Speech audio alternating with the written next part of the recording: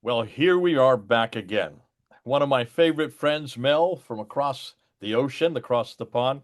Mel, so good to see you again. Thanks for coming back on Good to board. see you. I've asked Mel to come specifically because there we're finally getting some rebuttals. People are starting to rebut what we're saying, which is good. Now, unfortunately, not Muslims, it's other Christians who are rebutting us. Raymond Ibrahim is the one that I am actually engaging with, and it looks like we're going to be doing a debate on August the 21st, Thursday, August the 21st, as I recall. On not on the Quran and not on Mecca, the two easiest things for us as historians of the origins of Islam. Mel has a whole YouTube site called The Origins of Islam, and it's you've got Yeah. to go on it. I'll put the URL right here down below us. And his whole area is this narrative. How did Islam begin? And I've been doing this, what, Mel, how much, since 1995. So I've been doing this for 30 years. Okay. So this is our bread and butter. And we can't get Muslims really to debate us on the preservation of the Quran or on the existence of Mecca. Muhammad, we haven't really broached that much. In fact, we've not talked much about Muhammad, have we, Mel? Not of late, I suppose. We've looked at the title Mahmed last year quite a bit, but That's just been this year we're doing that, though. We're not really taking on yeah, Muhammad. I I suppose guess the reason we yeah, don't really take on Muhammad is because how do you disprove somebody? You have to prove somebody, not disprove it. That's the yeah. difficulty because there are so many people with that name who were warriors who claimed to be prophets. Everybody in the 7th century who was a leader of men claimed to be prophets. So you cannot really prove or disprove him, but I mean, you can't really disprove him. You have to prove him. And that's why we've not really dealt into Muhammad as much. Also, it gets very emotional for Muslims when you debate Muhammad. He's so close to their heart. I suppose the thing is, it's the link between Muhammad and the stories is the crucial bit. We may not be able to prove the negative, but we can actually say, well, is this person linked to the places and events that the standard Islamic narrative describes? And that's something we can actually either say yes or no to. And that's what we're doing. And That's that's that's worth exactly invest.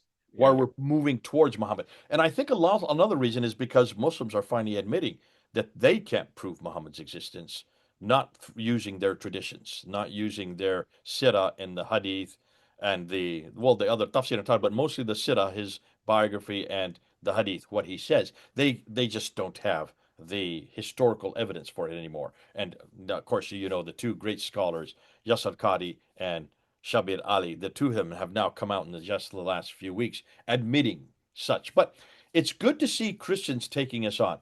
And what I would have asked Mel to do is to just spend this afternoon. We're going to go through and look at some of the claims that people are saying. And almost all of them are Muslims, but some Christians have taken on their claims for them and are being advocates for the Muslims, which is good. That's fine. We don't have a problem with that because at least somebody is trying to confront us on Muhammad. And so we're going to take each one of those claims. We're not going to say who said what because there's a multiplicity of people who are making these claims. And then we're just going to go and be able to rebut each one of these claims. And some of them are this. Some of them have come out in the last few weeks concerning the coins. One of the first things are the coins. Now, we have shown the coins, and we've shown many of the coins of Mu'awiyah, especially Mu'awiyah, haven't we? And what have you noticed about the coins of Mu'awiyah, Mel? the big standout is the fact that you find Mahmed on the coins, but also crosses, plenitude of crosses, and that doesn't tally with the standard Islamic narrative. You can have one or the other, but not the two together because they're mutually exclusive. The comeback has been, and what Muslims have said is not a problem that there are crosses there because there were so many Christians in the kingdom. And if Muawiyah had taken off the crosses, because they've always been there, with the earlier Byzantine coins, which is interesting because the Byzantine coins don't have meant holding crosses, having a cross above their head on either hand. They just have them holding an orb with the cross on it, much more subtle. Whereas the ones Muawiyah has are not subtle at all. They're on his head, there's on this hand and in this hand, and on the back side there's another cross above the M. What if there had been riots, they said, if they had ever tried to take the crosses off. Well, what about the word Muhammad? Here's one right here. We're going to show it to you. Look at Muhammad, Mim Ha Mim Dal, right there at the bottom. That's the Muhammad we're looking for. How can you have Muhammad if you are saying that's Muhammad, as most everybody is saying? How can he have Yeah. a crosses all over that coin? That's mutually exclusive. The Christians would have rioted. So Yeah. that's not a good reference. What is on these coins there? Why are there crosses on the front and Muhammad on the back? Well, I would suggest that this is a reference to Jesus as the Messiah, the Mahmed. So there isn't a contradiction. But imagine the choice. Christians are posed with the option of having no crosses on the coins or coins with crosses and a false prophet's name on it. I'm sure they would go for the coins without crosses rather than a blasphemous coin, if that's who is being referred to. Yeah, Um, I think it's like as clear as day that the coin that would cause the most problems would be false prophet in association with the cross. I think that would be far more provocative for Christians than merely the absence of a cross, because for centuries Christians didn't even have an image of Jesus on the coins. It was only in the 7th century that they introduced the idea of having the face of Jesus on the coin. So they would have been okay. They wouldn't have been very happy about the absence of crosses, but it certainly would have been a whole lot better than having a false prophet next to the coins or next to the crosses on the coins. absolutely. So you cannot have both and they're contradictory unless they both are saying the same thing. And Muhammad is a well-known name, and it is not new. It's been around since 1400 BC with the Ugarites. It's in Ugaritic, it's in the Bible in 1000 BC. My goodness, it's 11 times in the Old Testament. Muhammad, Muhammad, Muhammad, the anointed one, the altogether lovely, the praised one. It's a title, it's nothing more than a title. And so that's why this idea that there is no reference to Muhammad earlier, and then the time of Muhammad himself, which is fascinating because what is also coming out, and they're not really been answering this, and that is the enormous long dates between when this Muhammad died and when his biography is written down. So here's another question, Mel. How would you answer that? The fact that, according to what scholars today are saying, Muslim scholars today are saying, the earliest that we see of Muhammad's Sirah, his biography, is 833. Muhammad died in 632. That's 200 years. Al-Waqidi is 835. Again, 200 years. But as far as the sayings of Muhammad, they only start to appear in 870, 875, all the way up until 915. Those six major compilations. So that's 242, almost, we're getting on to 280 to 80 years after the fact. I think there's no good reason for these narratives not to be written down. If if standard Islamic narrative is true and these people really believe there was a prophet who has all these sayings, then there's absolutely no good reason for it not to be written down straight away. Because we have examples from the Jewish side. The Jewish people believed that they had their Messiah, Nehemiah ben Huziel, and they had no problem writing down their accounts of him very early as well, from the 620s all the way through and we see there an example of how stories grow legs, as it were. The story constantly evolved, and they twisted and changed the story to match with the change in historical events happening. You see exactly the same thing, but the other thing with the stories to do with Muhammad was not only did they come in late, but as time went on, they grew and grew and grew. You know, the stories were being inflated. The details got more pronounced the further in time you go. That's called The opposite of embellishment. what you would expect. Embellishment, exactly. And the fact that you have so many different variants on the same story with contradictory details. See, all of that undermines the reliability of those sources. But I think the cherry on the top is the fact that when you go to the earliest references to a prophet or someone with a sword and so forth in the 7th century, it's very minimal what is said about this figure. It could be anyone. And it's very hard then to make a case that this person is responsible for a book or for the sayings that come centuries later. He's long dead. All the people writing the stories don't know him personally. They don't really know much about him. And that's the problem. So I've no problem to say there was probably some reference to, or that there are references to some figure going around. But look at the location. You see that he's going around in places like Iraq, where he shouldn't be. Um, and there's nothing really to kind of say that what he was saying resembles anything like what they're saying 200 or 300 years later. Yeah, and let's just take what you're saying one step further. You're saying that there's embellishment, accretion, and deletions and corruptions. That's what we're saying. You don't even Yeah, have the original text. We have no original text of Ibn Hisham or Al-Waqidi or Bukhari or Muslim or Tirmidhi or Daud or yeah, Nasai or Masa. We don't have any of their original text. Isn't that fascinating? We don't have anything yeah, from Al-Tabari. We have no manuscript that was written by him. Not one page that we can look at. yeah, Nothing from the ninth and 10th century of any of these six major hadith, the two siras, and the tafsir and the tahri that come in the 10th century. So if that is the case, what do we have? Well, you've seen this before, and I'm going to put it up again. This is it right here. This is the whole story on one sheet. It's as easy as that. What Muslims are saying is everything existed here. This is when everything was written down. See where the red line is? Where the red line is, everything to the left of the red line is when all this was written down. And some are saying these are the Sahaba and the Tabi'un. These are the ones who actually were there. No, they all yeah, appear here over on this side. Not one of them comes from over here, from the yeah, left side. It's all on the right side of that red line. Then they say that all the hadith are these blue ones and the sirah are the green ones. No, the sirah here and the hadith here are all over here, all the way up to the 1600s. Mostly almost everything we know, in fact, everything we know as far as manuscript, and that's what you need. You need to have manuscript to support what you're saying. They has to be written down.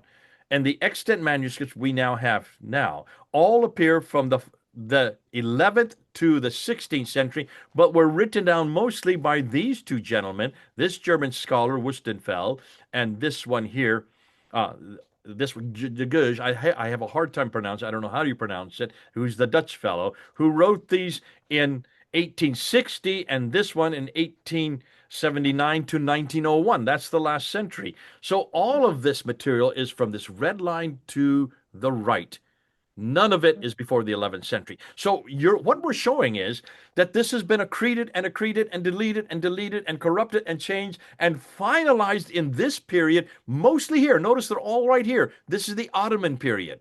Most of it's in yeah, the so, Ottoman yeah, period to what Muhammad yeah, said and did.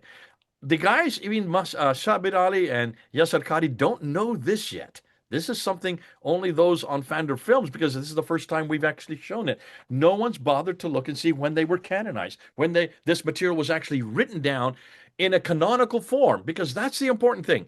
You can have rendition after rendition after rendition. You can have accretions and deletions, and then you destroy them and write over top of them, because as you said, you want to have a new law or a new institution, a new story. So you've got to eradicate that which has come before, but put the name of the person on that story. So you would still apply Ibn Hisham to him. You would still yeah, apply Al-Bukhari or Sahih Muslim or Tirmidhi. You would still apply their names, but then you would put them and you would finally write them, and then those extant manuscripts we now have today. And that's why no one's bothered to ask that question. Where are the extant manuscripts of everything Muhammad said and did, of everything that proved he was historical? These are yeah, 400. They start to appear 400. Now we're going to get some come back and they say, what about the Muwatta of Ibn Malik? The Muwatta of Ibn Malik is not a hadith. It is not a sirah. It has nothing to do with Muhammad said or did. It's nothing to do with Muhammad. These are laws and institutions. They are what we become Sharia law. They're not anything about a man or a book. And interestingly, the earliest we have of the Muwatta is 9th century, but that's only one third of the what became the Muwatta from the 11th century. So even there, you've got to go to the 11th century to get the full Muwatta of Ibn Malik, who supposedly was a companion of the Prophet. No, he wasn't. If he only his first material starts to appear in the ninth century, one third of it, and nothing to do with Muhammad again, nothing to do with origins of Islam. It has to do with laws, which would make sense that the laws were there first because they're all borrowing from Roman law. Patricia Crone wrote a whole book on this, on Roman law, and how Absolutely. so much of Islamic law was from the Roman law of that period, Byzantine law as well. So that's why we need to make sure that when we are talking about when these were written down, put it on a timeline, show exactly the dates we're talking about, because everything the Muslims are dependent on is from this red line to the right, not from this red line to the left. And there is when Muhammad died. Can you see? This is 400 to 900 years after the fact. The thing that jumps out in that image is the fact that, just to give you an idea of how late we're talking, all post-Crusade period, that is so late. All of that should have been there long before the Crusaders came, like as if they're reacting to it rather than it being from an earlier period. Another rebuttal comes up. Well, wait a minute. They didn't have writing that early, so therefore we wouldn't expect them to have this written down. They, they're kind of taking the page out of our book, aren't they? Isn't that what we say about the earliest church fathers and the what our Sahaba, our equivalent would be Matthew and John, and our Tabi'un would be Luke and Mark. People say, why don't we have their original manuscripts? You know the answer to that? Because of the papyrus that they wrote them on, they would have fragmented. So That's they right. kept they made copies, you know. But It's just the other interlocking problem, leaves that disintegrate, and it takes yeah, about 100 years yeah, before they just dry up and go into dust. yeah. So no one would expect the originals. But the Muslims can't make that claim, can they? No, they have all the wealth to buy the parchment, to make the parchment. In fact, if they needed parchment there and then, all they had to do was raid all the monasteries, and there are millions of pages that they could have just taken, cleaned off, written over, no problem. They don't have to pay anyone. And remember, But these are not poor the other men. thing These are is, not men in no, obscure areas of the world writing yeah, in a monastery or writing in a home. They're writing in the caliphal yeah, courts. They're right there in the yeah, caliphal courts. The caliph is the yeah, richest man of the empire. He has all kinds of access to parchment and vellum. Oh, and parchment and vellum are animal skins. We didn't have that in the early church. The church was poor. It could not afford parchment or vellum. And that yeah, was only it only went to parchment and vellum in the fourth century under the Constantine, the Emperor Constantine, who was wealthy enough to commission them. He commissioned 50 of these manuscripts to be made for the Council of Nicaea in the fourth century. So that's why from the fourth century, all the parchments and vellum starts to proliferate in Christianity. yeah. Muslims cannot make that claim. Just look at the earliest Qurans. The earliest Qurans are all on parchment. So if they Yeah. can do it with the Qurans, why can't they do it with these traditions? The Hadith, the Yes. Sirah, the Tafsir al Tariq. There's another contradiction as well. They blame the lack of writing things down on the fact that they're all illiterate. And yes, if you go to the traditions, I think it's about 40 or 50 scribes. Different names are appear in different lists who were the scribes of Muhammad. What are they all doing if they're not writing all of these things down? And why did they not just keep the documents? It would be so much easier and more plausible than trying to store a vast amount of information in people's uh, minds with the dangers of them forgetting, getting things mixed up. It's a ludicrous argument because it's basically it's claiming that these people are extra special. They're not like normal human beings because normal human beings, as Stephen Shoemaker has pointed out, are only able to remember a very small amount of information in terms of text. And usually, the only way the people can successfully remember large pieces of text in their mind is if they have a written text to consult to remind themselves so they can learn from that. They're not listening to someone repeat things hundreds of times to learn it off. Typically, people are looking at something, learning it that way, not this mythical way that Muslims are claiming happened. You know, there's very little evidence And for this that. is the whole dilemma, is it not? Concerning what Yasser Qadi just said a few weeks ago. When asked this question, what about the Salafis and what about these people who go right back to the Prophet's time to follow what he did and say what he said? And she asked, "What are you going to do with historical criticism?" And he just shook his head. And he says, I have a foot in both camps. And he says, and I'll just quote him specifically. He said this: nobody, turning to the lady there, nobody in the academy, that's the Western Academy, that's Western historical criticism, affirms the Muslim science of hadith. It is considered to be completely discredited. And then he went on, and though he could say, at that point, he was just saying, well, that's just two different camps, two different epistemologies, as he put it. But he took a position then, because then he turned over here to the Muslims and said, if any one of you could actually prove this is what Muhammad said and did, if you could do that, if you could show from manuscript evidence that he actually said those things and did those things and put it in a book, I would be the first to buy your book. So he was actually putting out a plea. He was taking a position. He actually agrees with the academy. We cannot, he basically is saying, he didn't say it in so many words, but he was intimating that he could not actually support Bukhari and Muslim historically. And that's why he said, whenever I leave the mosque and I go to the academy, I never mentioned Muhammad, Sahih Muslim. I never mentioned Bukhari. I would never do that. It would be ludicrous for me to do that. They would laugh me out of court. But over here, when I'm in the mosque, I always quote them because over here, we don't need historical criticism. We just trust it because of isnad, because the list of names. There's the problem. Nobody in the West trusts lists of names. We know what happens when it's oral tradition. That's called oral tradition. That's called hearsay. Now, when you buy a product, when you go into town and you buy a product, you want a receipt, don't you? Exactly. Yeah. You don't just You shake want to hands and know? say, "Okay, now I bought it, Yeah. and Yeah. I paid You need so and so proof. for it." And then the next day, the guy Yeah. says, "You haven't bought it. You need to come and still pay for it. You still have it. Where's your?" You show him the receipt. We would never Exactly. today, even in all of our transactions, we would never just walk out of a store or a shop without a receipt to prove we paid for that item. And the same way with when you have someone who you're making, when they say inshallah after they've shaken your hands. No, you better not go away and just say inshallah. You better say, yeah, I want to make sure you come tomorrow because you promised to come tomorrow. Don't give it to God as his responsibility. It's your responsibility. Nobody works that way today. And the same way, You know, as you mentioned with oral tradition, you fail your memory. More than that, especially when the memory talks about towns that didn't exist, of people exactly. that didn't Yeah. exist, of things that never Yeah. happened. When you start to look Yeah. and see these places don't exist that they're all talking about, this place, Mecca, Yeah. that didn't exist. We can't find it anywhere. Yet Yeah. it's so sure in every one of the traditions that it's been there since the time of Adam and Eve. Not even that, it's been there since the time of Abraham in 1900 BC. So obviously this is the problem with oral tradition. It is open Yeah. to embellishment, to accretion, deletions, corruptions, and hearsay.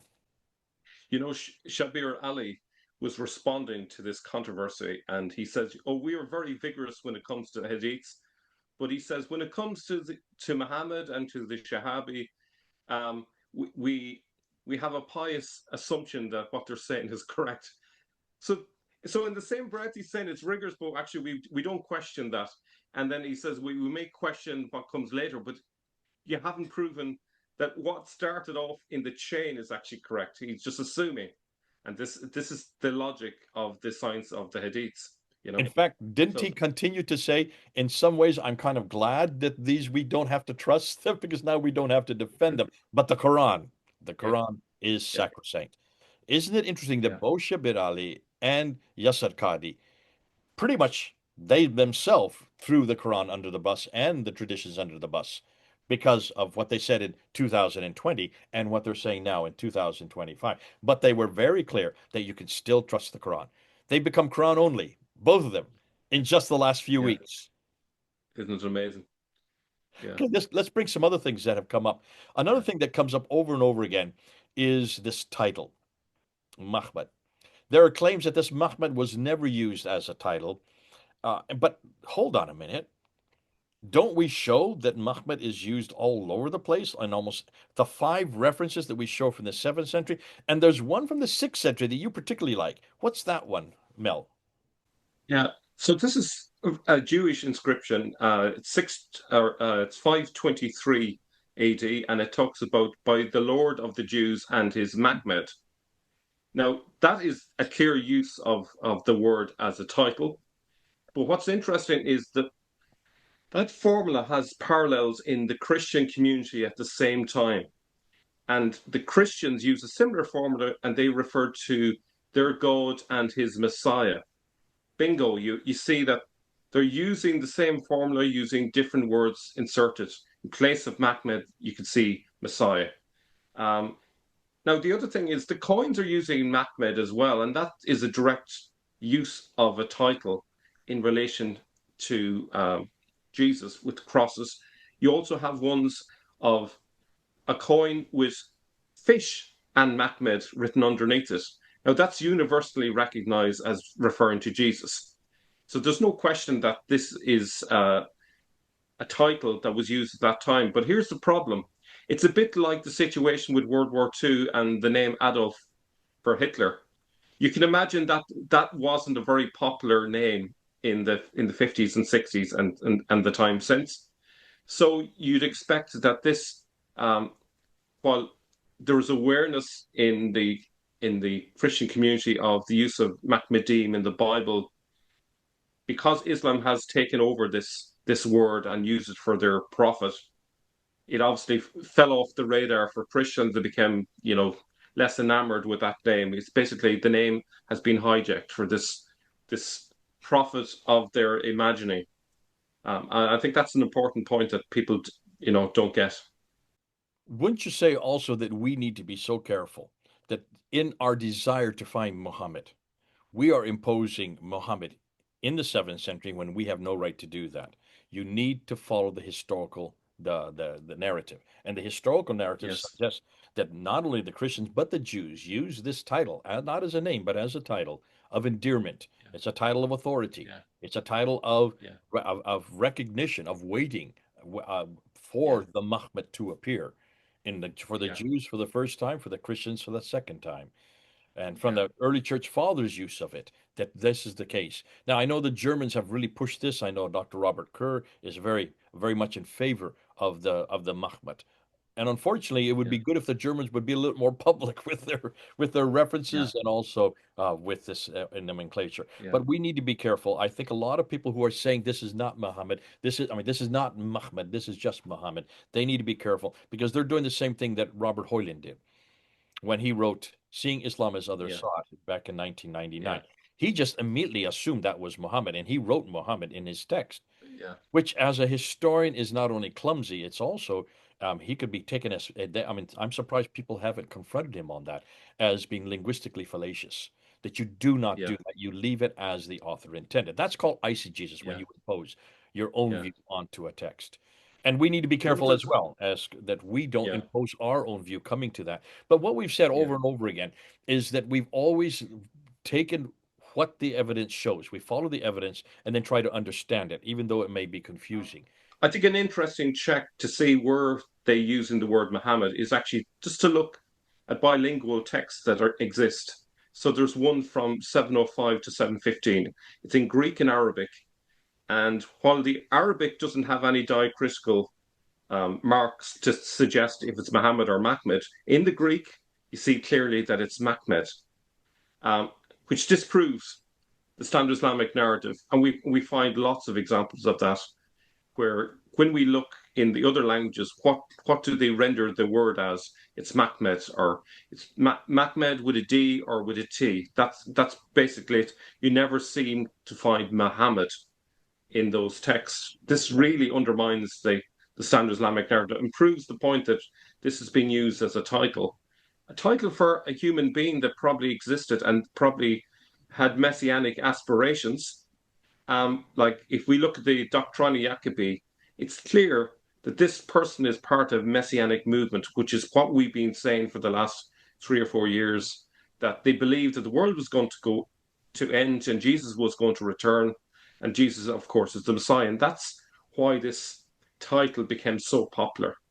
And it's really obvious. But maybe we can look at those sources later. But Okay, before that's a do you great want to point, and break your that's point? something that we need to emphasize. We be careful, be careful, be careful. Read it as it is. The other one that I was thinking of is John of Damascus on the heresy of the Ishmaelites. He has written there Mahmed with in Greek with a M. We would call it an A M E D and it's the Greek has the vowels in. You can't read it Muhammad. It is Muhammad, very clear, and that's 730. So that's the 8th century, well into the 8th century. It's still this. If it is a prophet, if it's claiming to be a prophet, Yeah, as he claims it is a prophet, it's an Arian yeah. monk who teaches him, which is means why we Mm, understand why this prophet is mm. spewing And in fact, Arianism. actually, that it is actually even worse for Islam because there's certain evidence, perhaps I can show it later, that this actually might be an interpolation. So even later, perhaps into the ninth century, they're still hearing Mahmed rather than Muhammad. So when they actually started using Muhammad, it could be 10th, 11th, 12th century. It's way Whoa. later, way later. Right, Well, you've heard it from I'd like to, Mel's lips, not from yeah, mine yet. This is Mel's. yeah, Mel yeah, is yeah. always at the cutting edge. He's always going one step ahead of me. I'm not willing to go there yet. That's another video we're going to Yeah, have to do later on, but yeah, we will yeah, get to that in time. Now, yeah, here's another one that comes up that I'm hearing, and what they're saying is that the external sources of Muhammad, the fact that nothing is for 200 years, getting back to what we were saying earlier, the fact that we can't yeah, find any sources about this man, what he said, what he did for 200. Now we're saying actually this may be even existed from the 400 years, 400 years later, is because uh, early Muslims were very secretive, and there was a prohibition on non-Muslims reading the Quran, as if somehow we wanted to keep him secret. We didn't want the world to know about him. And I'm just sitting there shaking my head on this one. How would you? I mean, to me, this is incredulous. yeah. Well, it's kind of like saying we have a generation of Muslims who don't do dawah. We're not going to we're not going to share the message.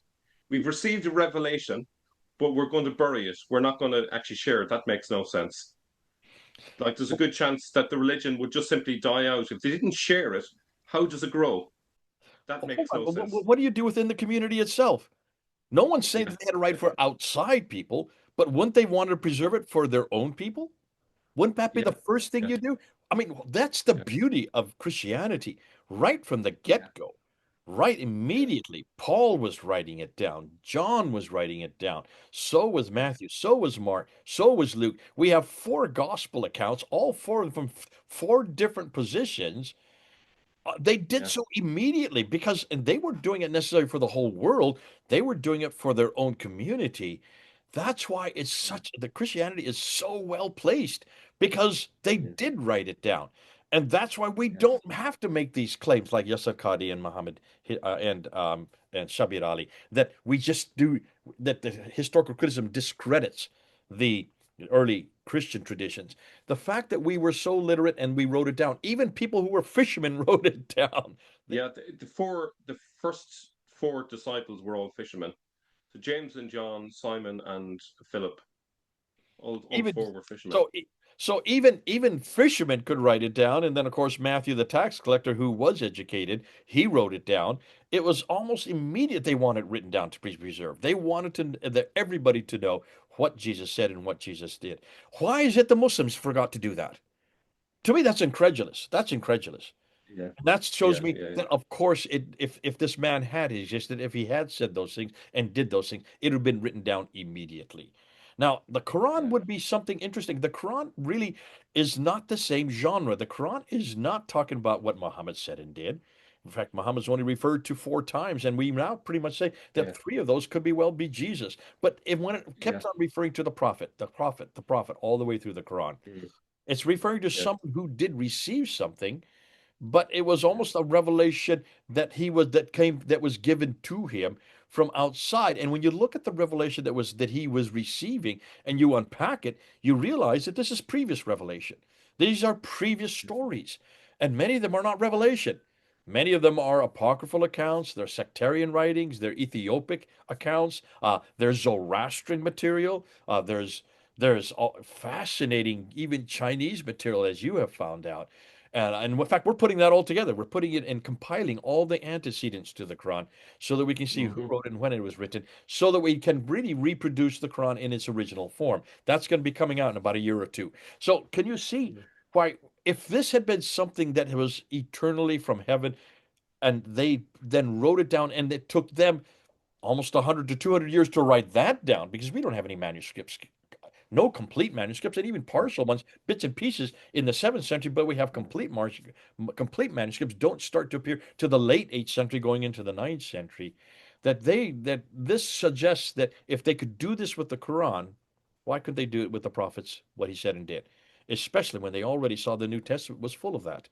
And they would have had rubbing shoulders with Christians, and they saw that these are the stories of all the prophets. All the prophets had their story written down, and Jesus' story was written down. You would think this would be the first thing. If this is a whole new faith that's in competition with the Christians and the Jews, they would have written it down, and yet they did not.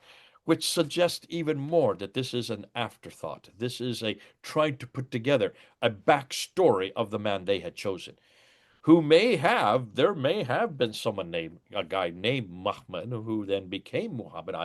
I don't doubt that, but not the man from Mecca. And that comes up next. What are we going to do with Mecca? But before we get into Mecca, any thoughts on this?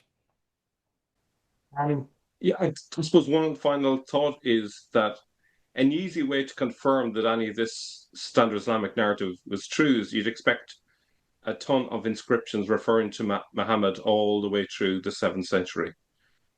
Some references here and there, but what you have is an absence of that.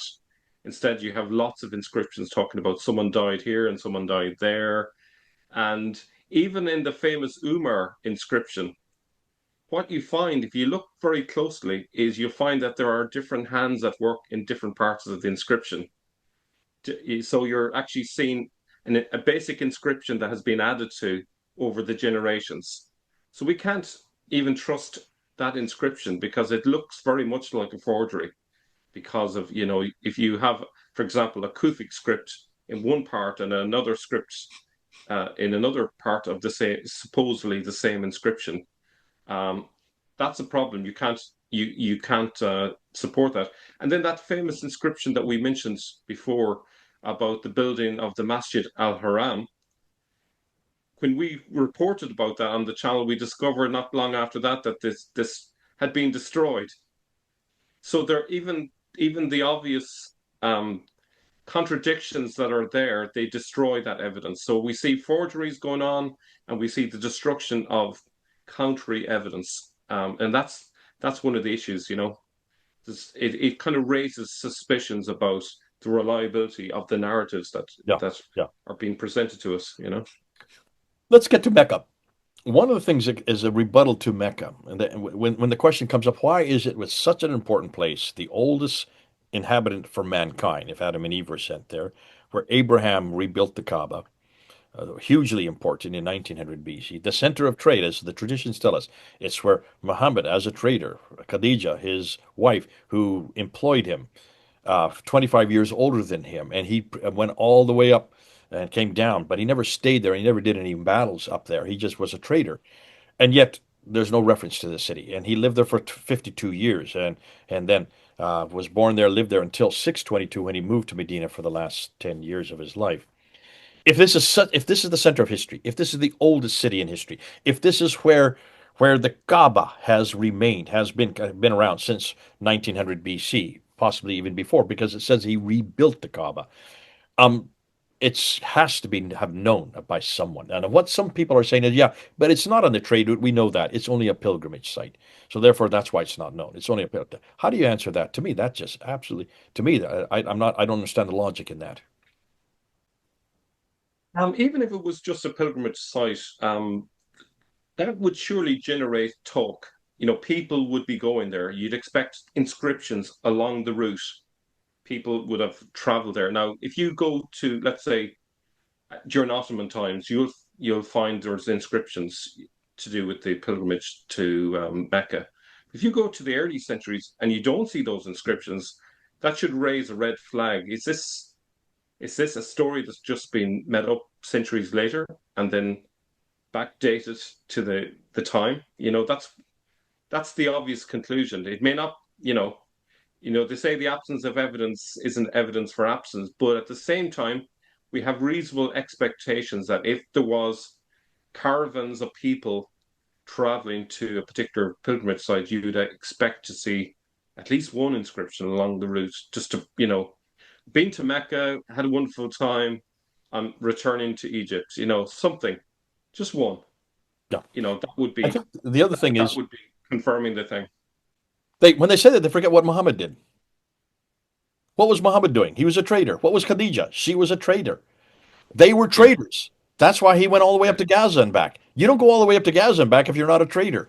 So the fact that his whole life was involved in trading suggests it was a huge hub for trading. So you can't get away from that. You can't have it both ways. You can't say it was not used for trade. Then what was Muhammad doing? What was yeah, he yeah, yeah, employed by yeah. Oh Khadijah? yeah, yeah, But the absolutely, other yeah, thing is, there are many cities that are not trading cities. Jerusalem, really, the trading city is Damascus because that's where on the trade route yeah, is. Jerusalem is off the trade route. yeah, But why is Jerusalem yeah, such a famous city? Because it is the center of biblical archaeology. It was the center of yeah, Judaism.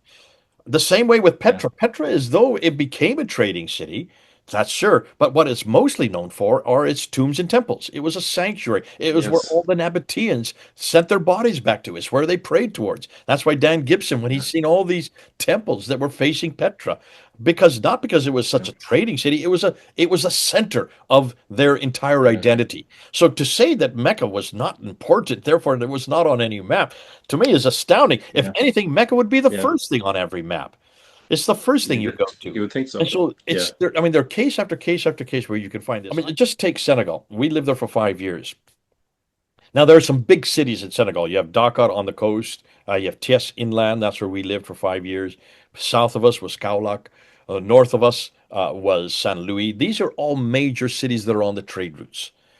But the most important city, if you talk to a Senegalese, the one that is by far the most important city is Touba. Touba is inland. It's not on any trade. There's only one road, really, a few roads that go to it, and it's where the sanctuary is. It is the Mecca for Western Africa. Well, all the Western Africans go to Touba, and it has also it has an enormous mosque or a sanctuary with an enormous minaret that you can see from miles away. Nobody would suggest that Tuba was insignificant. It is by far the most significant. So there's case after case after case where the pilgrimage site is even more important than the trading sites because of its religious significance. The fact that it has not been found anywhere to me is astounding. And that the fact that there's no reference to it is astounding. And then to make this supposition that it is just nothing, it's because it's not on the trading route, fat folks, that all the traditions say it was on the trading route. So that you have to then argue with your own traditions. Standard Islamic narrative say if you look at it over and over again, it's where Muhammad did his trade. It's where Khadijah was one of the senior traders for Mecca.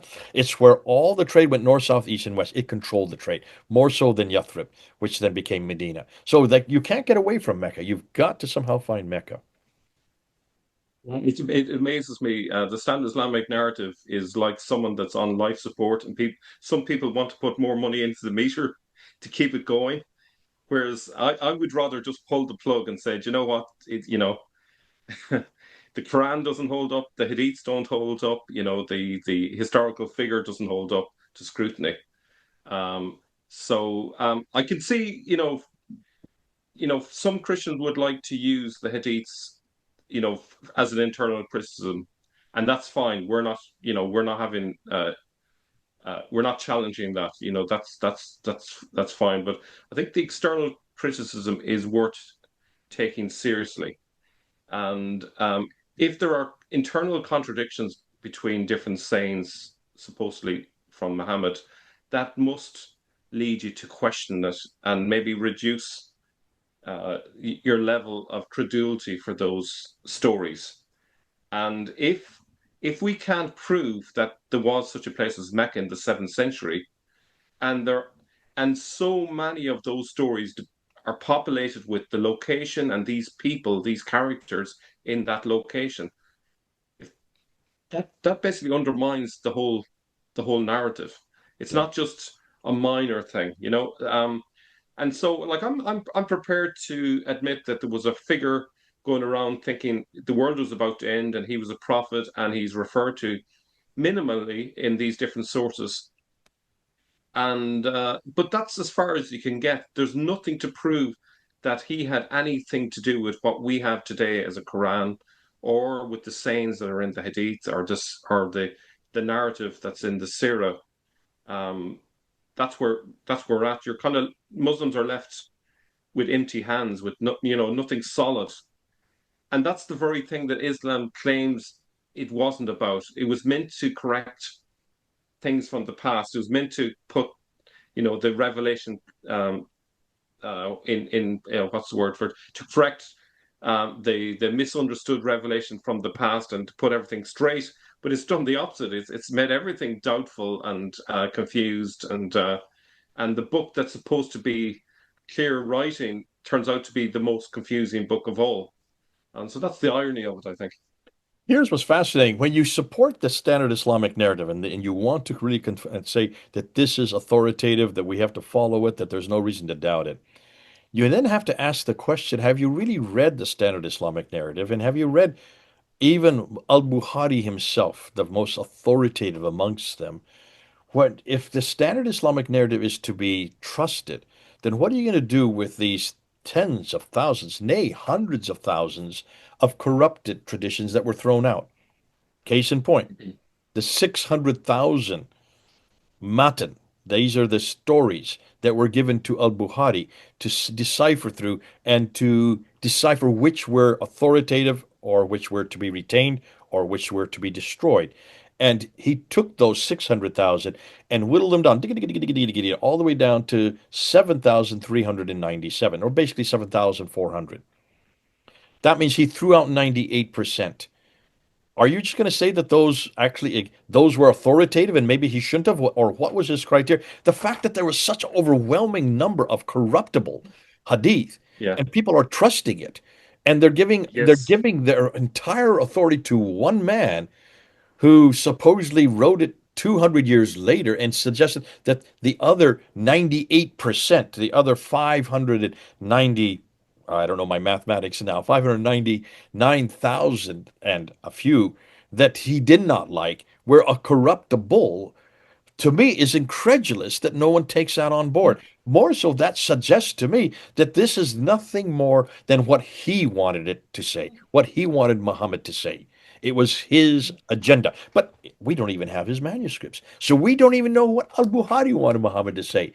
That takes from the ninth century all the way up until the 14th and 15th century. That's 500 to 600 years we have to wait till those 9 volumes come into existence. The 9 volumes we read today are from the 14th and 15th century. So it's what the Ottomans wanted to retain.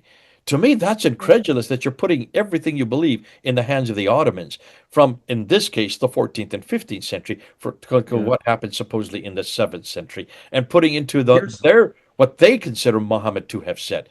I do not understand how you can trust these traditions yeah. based on nothing Here's more than oral tradition. here's the contradiction there in the heart of it. On the one hand, they're saying that the Hadith's transmitters were had 100% reliable memories, and yet at the same time, 90 whatever percent of the Hadiths were thrown out as being unreliable. You can't propose both of those propositions at the same time because one contradicts the other. And Either their memories were reliable or they weren't. If they weren't reliable, then you can't trust any of them. That's the point. And the other thing is, we don't know what criteria Al Buhari used. If we were to assume that this is a true story, which I doubt, but we don't know what criteria he used. There's nothing we do know what to actually criteria. confirm. We do know what criteria. Oh, It's called isnad. okay. He went and looked at chains of names. But when were those chains created? They were all created in the ninth century, and they were all to do with whether someone was honorable, whether someone had a good memory, whether or not he had lots of students, whether or not he was of high repute in the community. Now, how can you decide in the ninth century who was honorable or high repute, who had a good memory or lots of students? So lots of students you can say Yeah, because the list of their names would be there. That's the only one of those yeah, four that really can be yeah, ascertained. And basically, it comes down to whoever you want to be in those. And so that's why you have yeah, whole lists of names.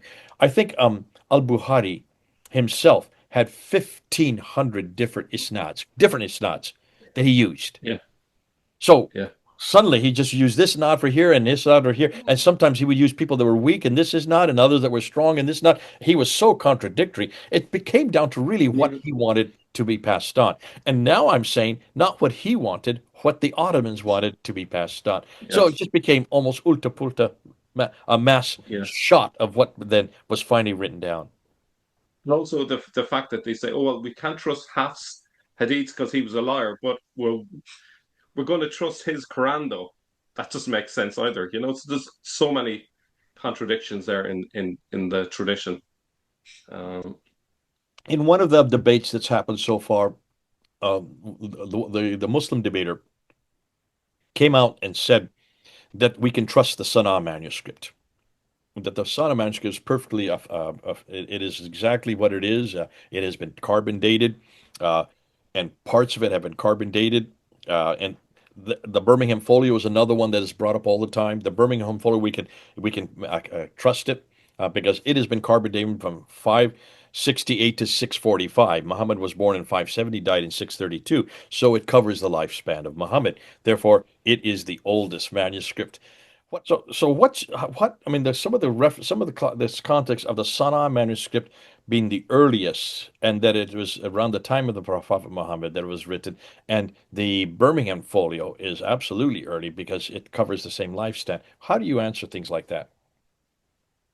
One of the areas that I think is kind of misused is the carbon dating. That's usually the number one argument that people use, and they often present a bell curve and they say, well, it's from this period to this period of 100 years, and that point in the center, that's the most likely period that this was made in. But this is a misuse and misunderstanding of carbon dating. Each point along the line is equally as likely as the next. There's no bell curve, and this is also on the basis that they understand the decaying rate of a particular piece of carbon, but it depends on the environment, it depends on the conditions in which a document was kept over the centuries. But carbon dating is much more like a sledgehammer. It's only meant to give you a rough idea of when something is from. It could maybe tell you to say in the first millennium or the second millennium, give or take. It's not actually meant to give you precise dating of a decade. Okay, this document was produced in the 690s or 710. It's not that accurate. That's the problem. And so you could literally argue anything. And if you look at the scholars, they argue all over the shop with the same data.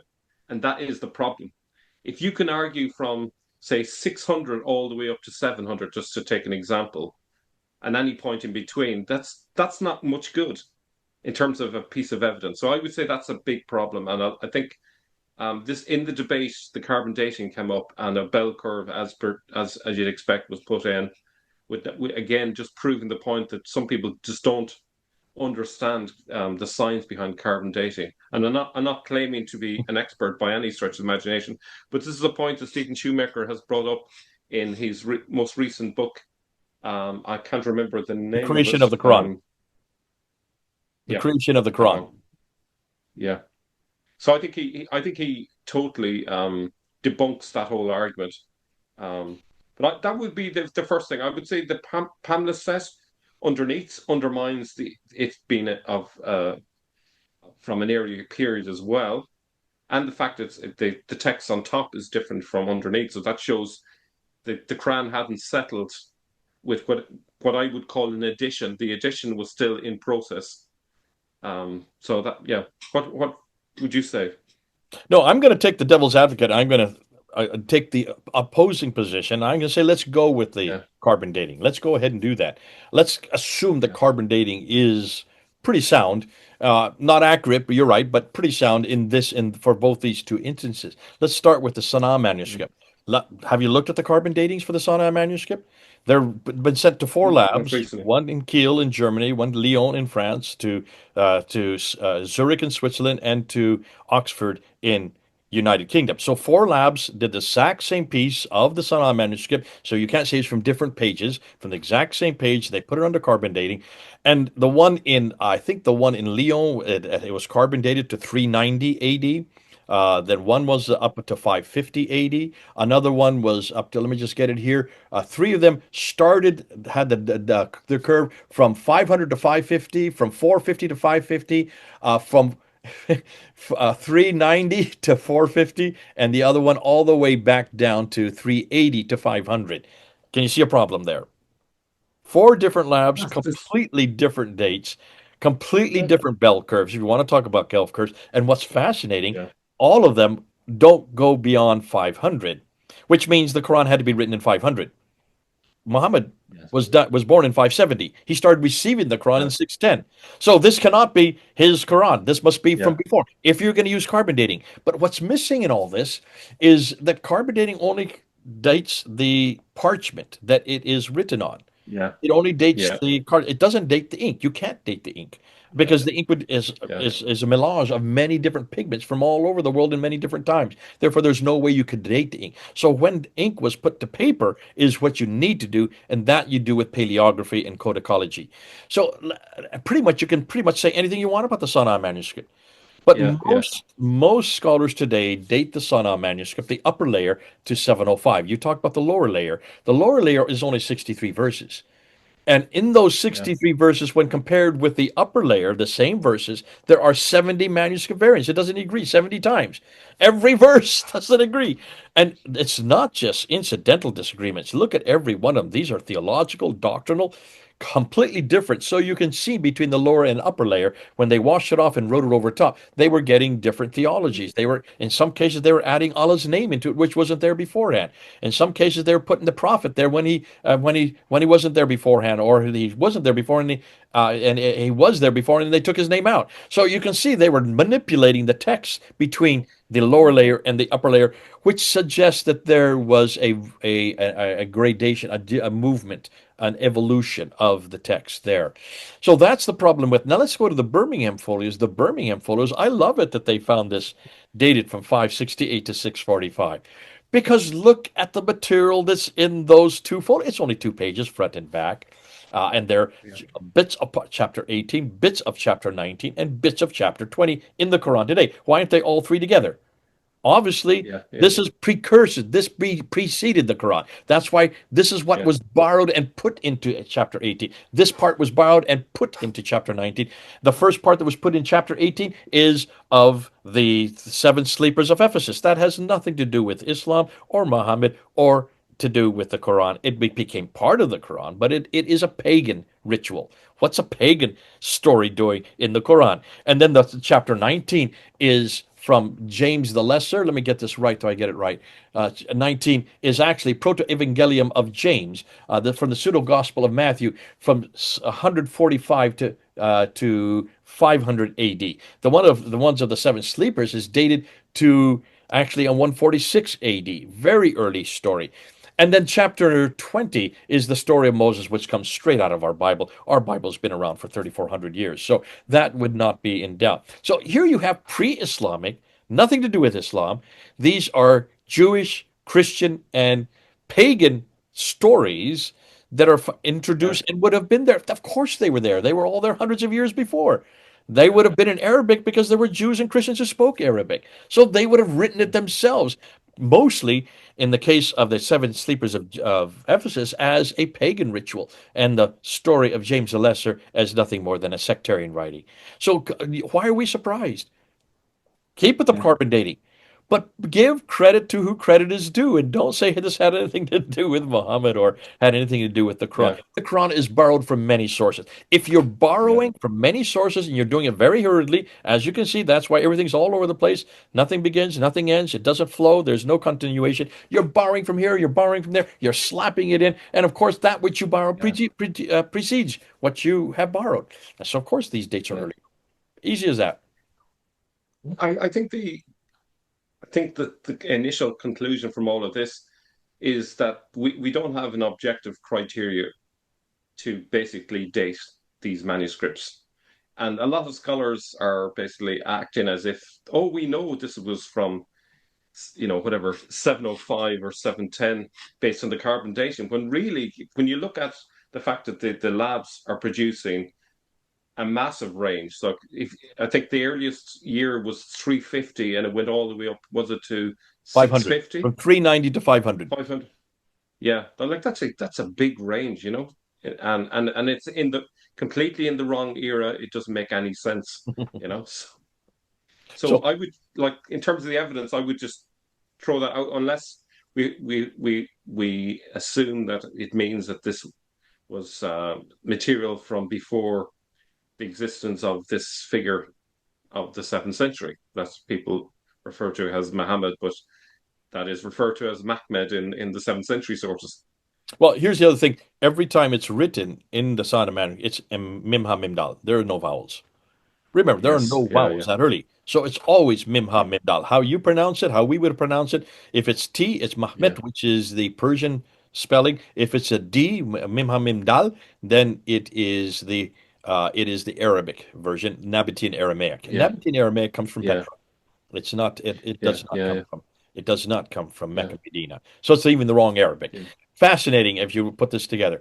Now, what I'd like to do, you've put together a PowerPoint of some other things that have come Yeah. up in debates.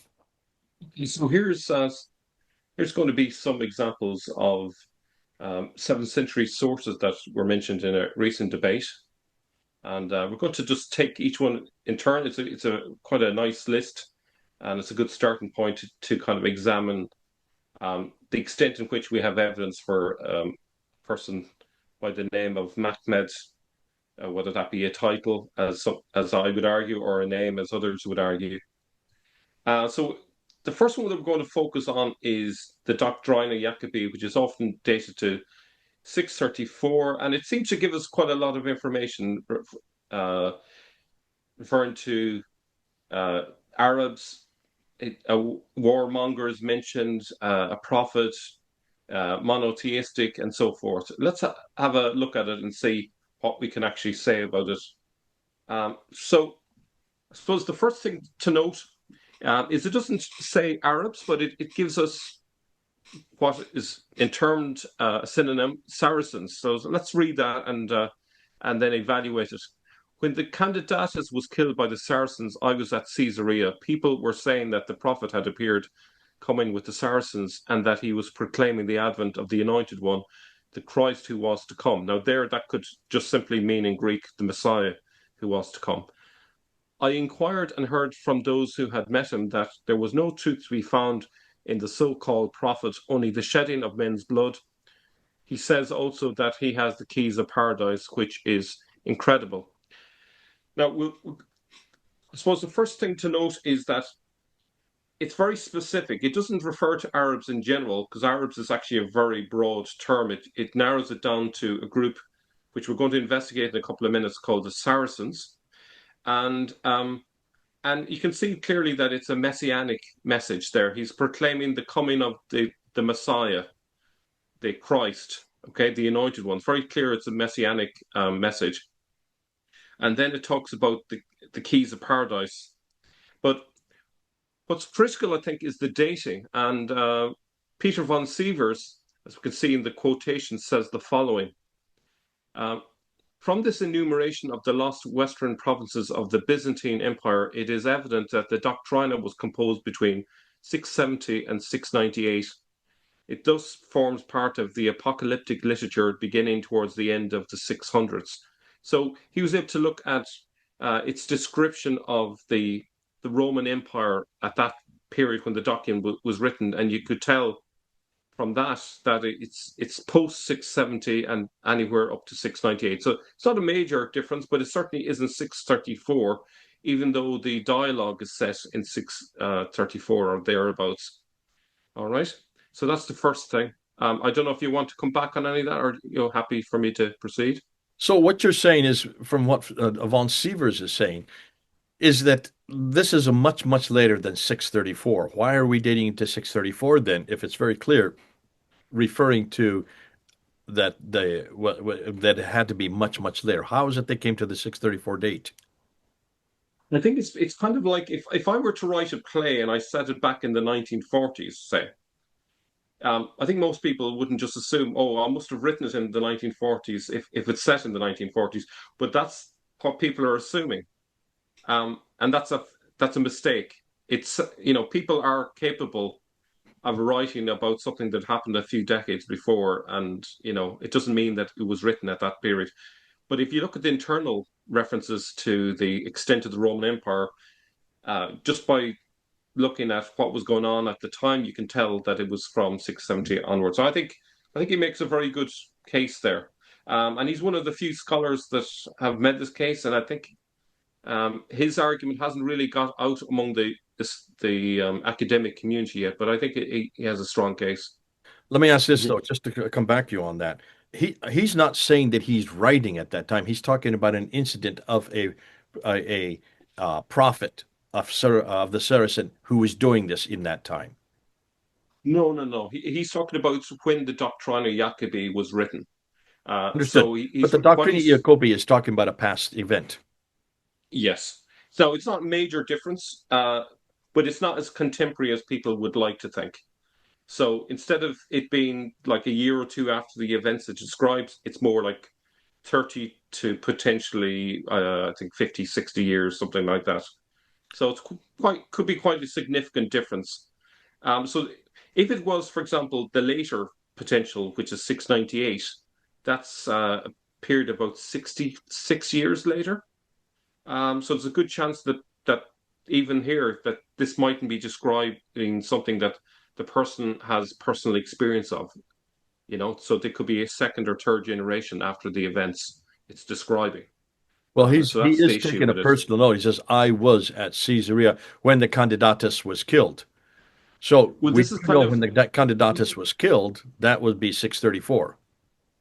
yeah. So when it's what you're seeing there is the characters in this dialogue. So this is basically like a play set in a historical time. Does that make sense? But it was written decades afterwards. That's what's going on. Okay, I All don't want right. to belabor the point, but isn't the whole Yeah. point of why this is important is that it's suggesting that a certain person named Candidatus was killed by the Saracens, who was led by a prophet, and that was 634. That's why it's insignificant because that would be Muhammad. That's what they're saying. Not when it was written. Who cares when it Um. was written? It's talking about an event that took Yeah. place in 634. Yeah. It's talking about an event that happened in we'll say 634 just for argument's sake. It, the when it was written actually matters not as much as the details it gives, but we do have to take into account it's not as contemporary as often suggested. It's written a little bit later, which Okay. weakens its I mean, value a little that's not bit, a but not problem, but not majorly. it's, and Yeah, again, no one, I can see people say, well, who cares when it was written? It's talking about yeah, an event. And the yeah, event as yeah, have a prophet with a sword killing this yeah, Candiditas and claiming yeah, that has the keys to paradise. yeah, yeah. It's just so that people can actually critically weigh the value of it. So that, but there's a few key details that we can take away.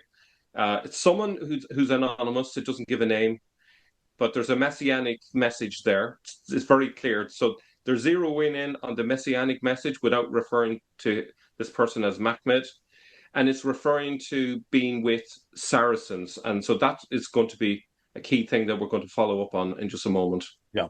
Okay. Now it refers to keys of paradise, and I wasn't aware of this. I'm like many of you that are probably watching. I was familiar with the Matthew 16:19, the event where Jesus says to Peter, "I will give you the keys of the kingdom of heaven," and we're all familiar with that. But actually, I wasn't aware that this is a messianic motif, and it goes back to the Old Testament in Isaiah 22:20-22. It says, "In that day I will call my servant." I'll skip some of it here, and he shall be a father to the inhabitants of Jerusalem and to the house of Judah, and I will place on his shoulder the key of the house of David. And then Revelation 3:7, again, the words of the Holy One, the true one, who has the key of David, who opens and no one will shut, who shuts and no one opens. So I think the point here is this figure who's going around saying that he has the keys of paradise, he's claiming to be a messianic figure. I think that's the point, and that fits with the rest of the paragraph. That's very different from the standard Islamic narrative, is what I would take away from this. Um, Now, the probably another thing that's kind of important is the word Saracens itself, that it's not a religious term, but descriptive. And I found this from a website that suggests that the etymology is very different. It means plunderers. As their nomadic and migratory habits were described by the latter, So their predatory propensities, according to the most probable interpretation of the name, was by the former. For the Arabic verb saraka, according to lexicographers, signifies to plunder. And the derivation of the name from Sarah has been rejected by nearly all critics as historically erroneous. And the fact that the name was in use many centuries before Muhammad at once negates the theory that it was adopted by him or his followers in order to remove the stigma of their servile origin from Hagar, the bondswoman. So the point of this is to argue that when we use the word Saracens, or we see it in sources, it's actually a description of this group of people as plunderers. The root in Arabic means to steal. Okay, so that's Sarik would be a thief or a plunderer. I don't know if you want to come back to that, Jay.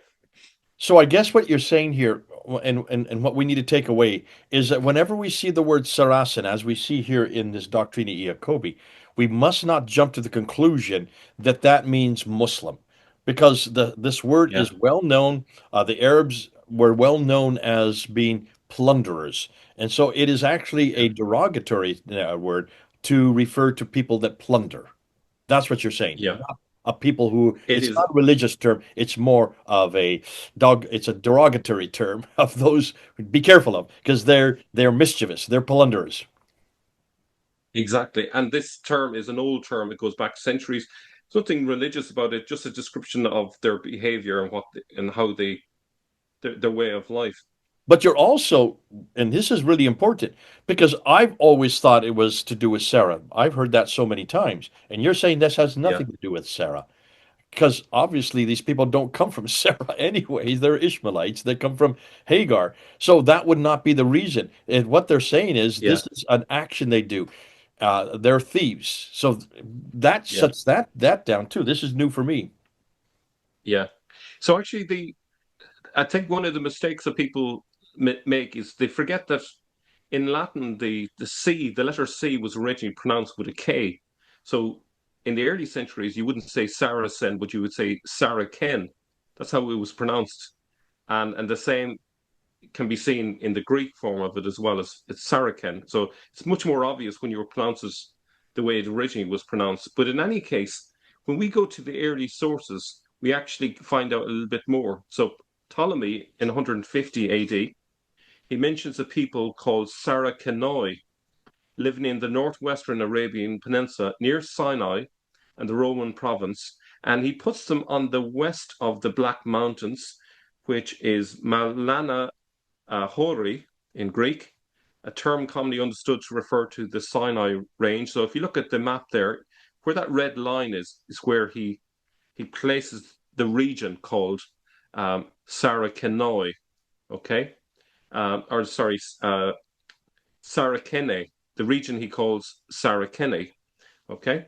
And St. Jerome, also following a similar awareness, says in the 4th century, the mountain and desert of the Saracens, which is called Faran, which is, of course, the Sinai Peninsula. So we have that information from, as I say, the 2nd century all the way to the 4th century. And then in the same book by Ptolemy, he actually then says that while the region is there to the left of the Sinai Peninsula, where they actually were now inhabiting was here, and you can see there in the map the Saraceni, and it is adjacent to the Sinai Desert, but it's actually below Petra on a map, so you can see there where the Nabateans were living was just north of them. Okay, so that's in the 4th century and 2nd century. That's you know where they're at least identified as living. And then if we move forward in time, we get this source actually to 4th century as well. Apologies. Ammianus Marcellinus says that the Saracens roam freely in the deserts near the Euphrates. So we have now a region going from the Seine, the Sinai Peninsula, all the way through to Iraq, and that was where they roam in the deserts. Okay, and I'm going to read from this to kind of give you a more detailed description of it. He says that the Saracens also, who dwell on the edges of the desert, are not subject to the authority of any king, but wander freely, scattered in various directions under the leadership of their chiefs. They always avoid encampments and fortified places as if they were sepulchres. They roam over wide spaces, accompanied by the herds that furnish them with milk and food. In times of peace, they are treacherous, and in times of war, they are cowardly. Their weapons are simple, a bow and a light javelin. They fight from a distance, darting about with marvelous swiftness on fleet-footed horses, and before you are aware of them, they are gone, evading pursuit. Their homes are wherever night compels them to halt. When the sky clears again after storms, they go on without fear, never resting in one place. The Saracens know not agriculture, nor the use of ploughs, and they do not gather harvests. Instead, they roam like wild animals, always on the move. So this is why we have in the Islamic sources references to a people gathering booty, going on raids and so forth. But this is not due to Muhammad. This has been going on for centuries, and we can pinpoint their location. So putting all the information together, we see an area roughly within this boundary here. That's where the Saracens lived in the 7th century. So therefore, if the Doctrina Jacobi says the Prophet has appeared coming with the Saracens isn't a term wide enough to include those in the Hijaz. This is not the Muhammad of the Sen. He should be coming with the Quraysh if the standard Islamic narrative was accurate. So you can see there's about, I would say, probably 600 miles away there from Mecca. That's quite a distance. So I think we have to trust this 7th century source as pointing to a different story. Do you want to respond to that, Jay? Yeah, absolutely. This is excellent. What you have done is you've gone back to look at the word itself rather than looking at what we would place on the word today, which is a common fallacy. We're seeing this over and over again. And you're saying, let's go back, let's see what they are saying. You're quoting this fellow who is Ammianus Marcellinus, and you're actually looking and seeing what he referred to them. Fascinating that they're treacherous when in times of Yeah. peace, but cowardly when in war. They're not the best of warriors. They kind of they Yeah. attack and then they run away. They attack and then they run away. They don't want to stay and fight. And yet Yeah. look where they're situated. Notice that's the same place that we're finding where everybody is situated. All the Mahmeds are in that Yeah. area too. It's the same place Yeah. that we're finding where all the references to Yeah. the Arabic that exists in the Quran is also situated. It's all Yes. in the Yeah. north. And why is it in the north? Because that's where the Euphrates and the Tigris is. That's the land of Yeah. the rivers. It's where the water And a is. shout out to Dan Gibson. Isn't that also the area that he was pointing out when in his Quranic geography? He looked at the locations featuring in the Quran, and that's where they're situated as well. So it's 23 all coming times together. to the people from Ad, which is right up there in where you see the word Jordan. 24 times to the people of Thamud, which is just west of that word Jordan, over to a little bit into India, Israel, and then 7 times to the people of Midian, which would be further closer to Sinai. So they're all in what is today Yeah. Jordan. All of these are Actually, 600 to Midian, 1,000 miles too far north. in fact, Midian actually overlaps with the area where, if I go back, just if I may, to here. So you see where the Saracens are depicted according to Ptolemy. If I'm not mistaken, that's the same areas where the Midianites lived. Yeah. So isn't it interesting that the Quran is referring to the Midianites, and this is traditionally where the Saracens lived. So it all ties up. So we're not throwing everything out in terms of the standard Islamic narrative, but we are correcting the historical record because the narrative is massively wrong. It's there's no story here going to the Hijaz, seeing as it's all up in the north. Um, Wrong man in the wrong so place doing the wrong thing at the wrong time. yeah, wrong tribe. Again, the Quraysh is not mentioned. It's Saracens. We don't see any reference to the Quraysh in any of these 7th century sources, which is intriguing. Um, but so that's that one. Are we okay to move on to another one? Let's continue on. Have a look. Yeah. So this is the fragment on Arab conquests, which is dated 634 and 636. So good source because it's contemporary. Okay, so let's have a look at that one.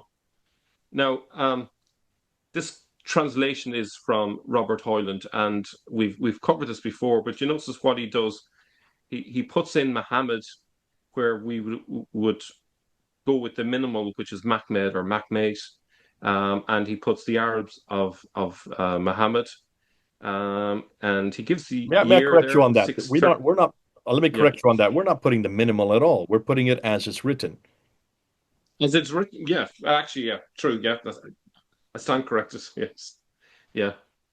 Now I did investigate the Syriac word there, Aram, uh, just because it's very similar to the word for Aramaean.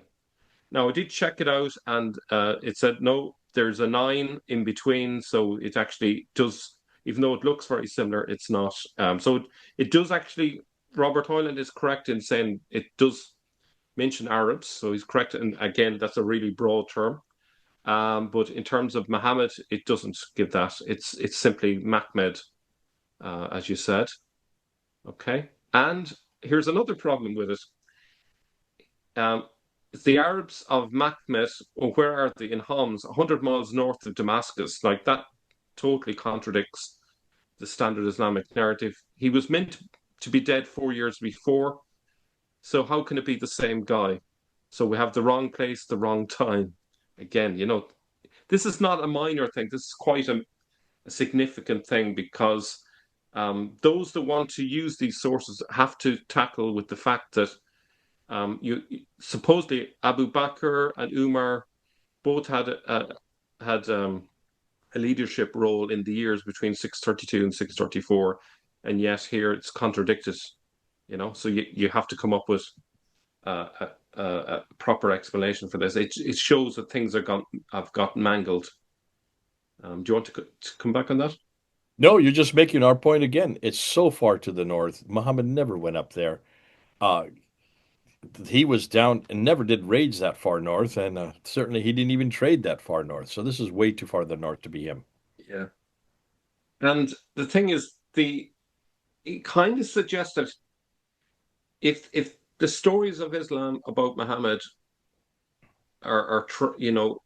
if they're anyways connected with this, they have written this part of his story out of their history, probably because they're producing a different story to actually the historical reality of what happened, with a completely different agenda. So they want to have it down in Mecca. They want they don't want even him to be up there, apart from the one exception when he goes on a flying horse, or the burak, I should say. That's the only exception that they kind of slot him in for that occasion. But other than that, he's not up there apparently, and yet the contemporary sources have him up there. So that's a problem. So we're going to move on to Thomas the Presbyter. Again, another contemporary source. Um, Now, the big question is, and this is, I think this might be a Robert Hoyland translation. I'm not sure, or actually, it may not be. But does the text ever use the word Arabs? So we have an admission that Tayaye is mentioned there. So let me just read it first, maybe.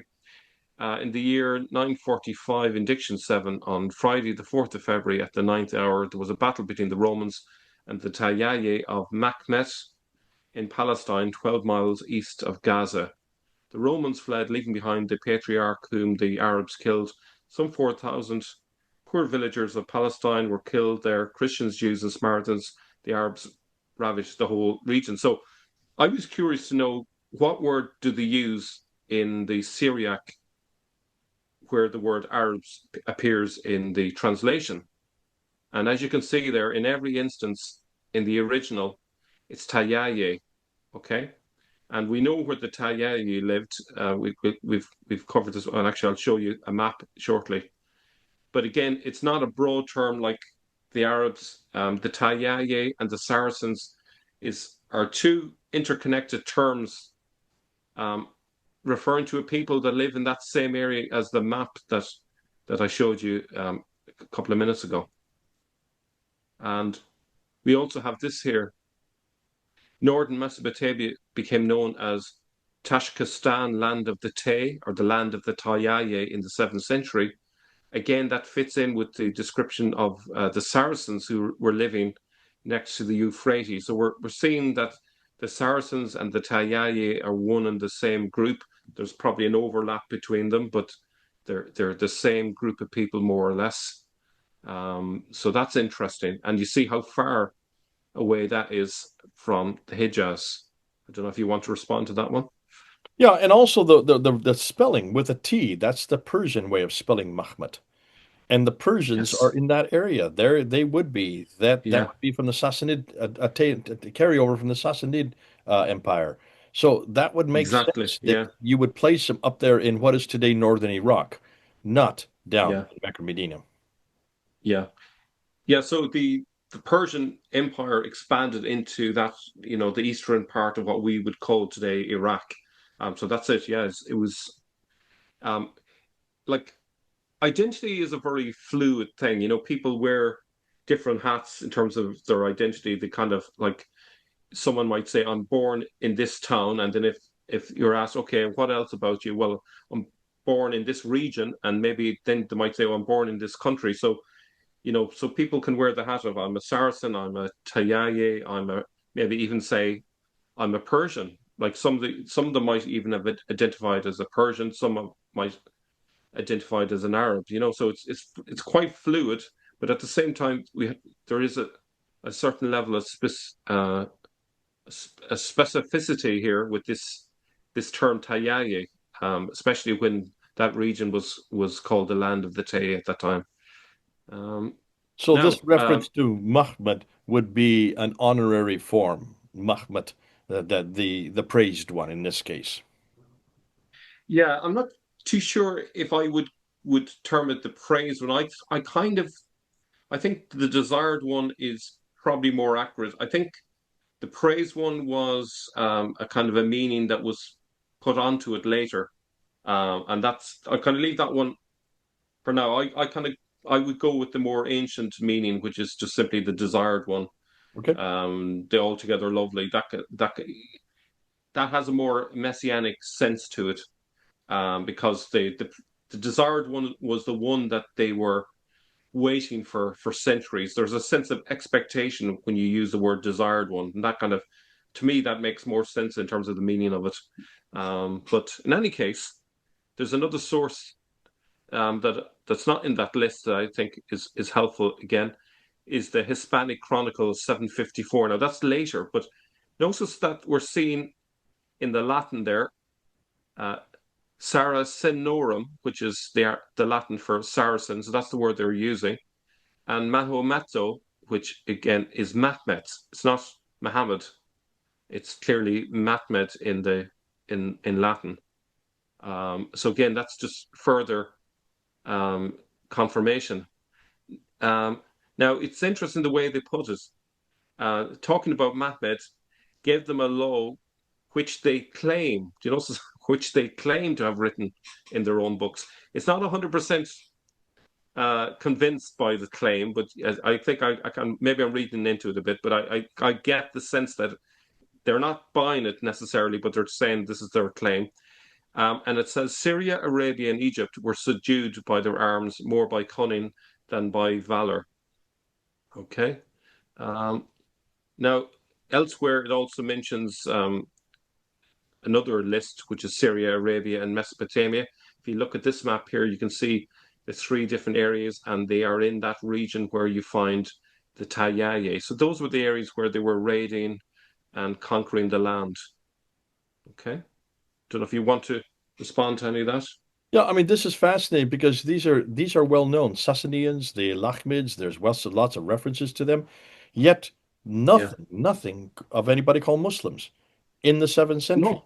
Now we're into the 8th Yeah. century. Yeah. The Chronicles 754, we're now well Yeah. into the 8th century, halfway Yeah. through, and Yeah. still we're looking for these Muslims who are supposed to Yeah. be everywhere. Yeah. Yeah. Yeah. They're not mentioning them because the Abbasid narrative hasn't really embedded yet. It's going to take probably well, it's anyone's guess really, when it's really kind of embedded into the culture. But at that stage, they're just still referring to them as Saracens, which is a term that's been used for 500 years. So nothing new there when they call them Saracens. Okay. Now, another little source here that I found, which is from the ninth century, and this is an Armenian source. Sorry, did I say ninth century? Sorry, the end of the 8th century, I should say. Um, Now, it's always interesting if you find something that says something different from others, because you kind of, it opens up the possibility that there's something else in the story of how it all happened. So what he says in his history, now a lot of it is heavily influenced by the Standard Islamic narrative, but this slips through. It says the Jews who went into the camps of Madium, which I think might be uh, what you call where the land of the Midianites, you Mhm. know, were their provokers and leaders. And then it goes into arguing with them to join us, join forces with us, and we can take on the Greeks, and we can raid together. So this is an alternative narrative that basically says that the Jews and Arabs united, formed a union in order to fight, and there's no reference here, or in fact, there's no even need for a Muhammad to instigate this. In this take, it's the Jews that are the leaders, not a Muhammad. So I thought that was interesting. I can't vouch if it's true. Again, I'm just presenting that as an alternative source from the end of the 8th century. Okay. Um, Now we're going to move on to a Chinese source. I don't know if you wanted to say anything about the previous one, Jay, or you happy for me to continue? Sorry, no, go ahead. Back to you. All right, so this is a familiar source, but this is an alternative narrative given by the Taiyi to the Chinese. Won't go into it. Yeah, so I suppose the main point of this is it contradicts the idea that there was Muhammad from the Hijaz. It's pointing to someone that's Persian man, and it situates him to the west of Persia, where the Taiyi are, which confirms, the other sources that we've just gone through. And then a little bit later here in the sources, it talks about raising an army that rebels against the Persian dynasty and sets up a separatist regime in the western part of the Sassanid Empire. So this corroborates the other sources that we've looked at. And so the other thing that the Chinese sources tell us, of course, again, is that the gnosis that the story changes when the Taiyi sends their envoys in the 750s, and this time we have a Mahmed perhaps mentioned in the text, Mokimo, and I'd looked at the word that they mentioned. It's not quite Mahmed because it's Mokimo. The nearest I could find in Arabic is Mukmin, which means believer. Um, so that's a bit like the Amir al Mu'minin. So maybe that's what word they're picking up on. There's a reference to Guli, which could be potentially Quraysh. Um, and I'm not sure if you're aware of it, but even the word Quraysh there, we can trace that back to Ugaritic. Quraysh means tabernacle. Or if you look at the Akkadian Kursu, meaning tent shrine. So perhaps they are again drawing from words from that area of the Tayaya again up in the north. So we're going to move on to the next source, which is Saint Sophronius of Jerusalem. And there's quite a few references here. Now, this seems to be a good source to go to because he's in the right place at the right time. Um, he again specifies they were Saracens. He says a strong and vigorous scepter to break the pride of all the barbarians, and especially of the Saracens, who, on account of our sins, have now risen up against us unexpectedly and ravage all with cruel and feral design, with impious and godless audacity. Um, None of this suggests an ideological or religious motive. Barbarians are godless and feral. That's by nature. So if he were writing in the 5th centuries, we would never suspect that he's talking about Muslims. Um, and elsewhere he says in his Christmas sermon, were prevented from entering Bethlehem by way of the road bound by fear of the Saracens. He also says in a sermon for the Epiphany, what has caused the invasions of the barbarians to multiply and the legions of the Arabs to rise against us? Why is the flow of blood continuous and so forth? Why are the churches destroyed and the cross profaned? The vengeful and God-hating Saracens overrun the lands which are not allowed to them, sacking cities, carrying off the spoils of war, etc. Now, some people would jump on that and say, "Oh, there it proves we've got Muslims here being mentioned," but actually, people who ransack cities are very godless. You know, people who go on raids and so forth. It's not necessarily proof that we're seeing Islam. It is very much like the behavior of the Saracens from centuries before. I don't know if you want to come in on any of that, Jay. No, and this is again, these are plunderers. That's what Saracens do. They are plunderers, they're thieves. It fits right with that rubric. Yeah. So we're going to go on to another one. John of Sadre, 639 or 644, apparently mentions Muhajir. Um, Now, John of Sadre is primarily known for an interfaith debate, the so-called Disputation of John and the Emir, and this text survives in Syriac from a later manuscript, 874 AD. So it's actually very late, and it primarily concerns jurisprudential matters. Most modern editions reconstruct his responses based on a later Syriac manuscript dated to 874, as mentioned, that likely includes paraphrased or stylized representation of John's words. You could see problems with this as a source. Scholars stress it's not a fully accurate transcript, but a literary text interpreted through a later lens. So this really has got problems of projecting back on earlier times, an issue that we often find with these sources. Now,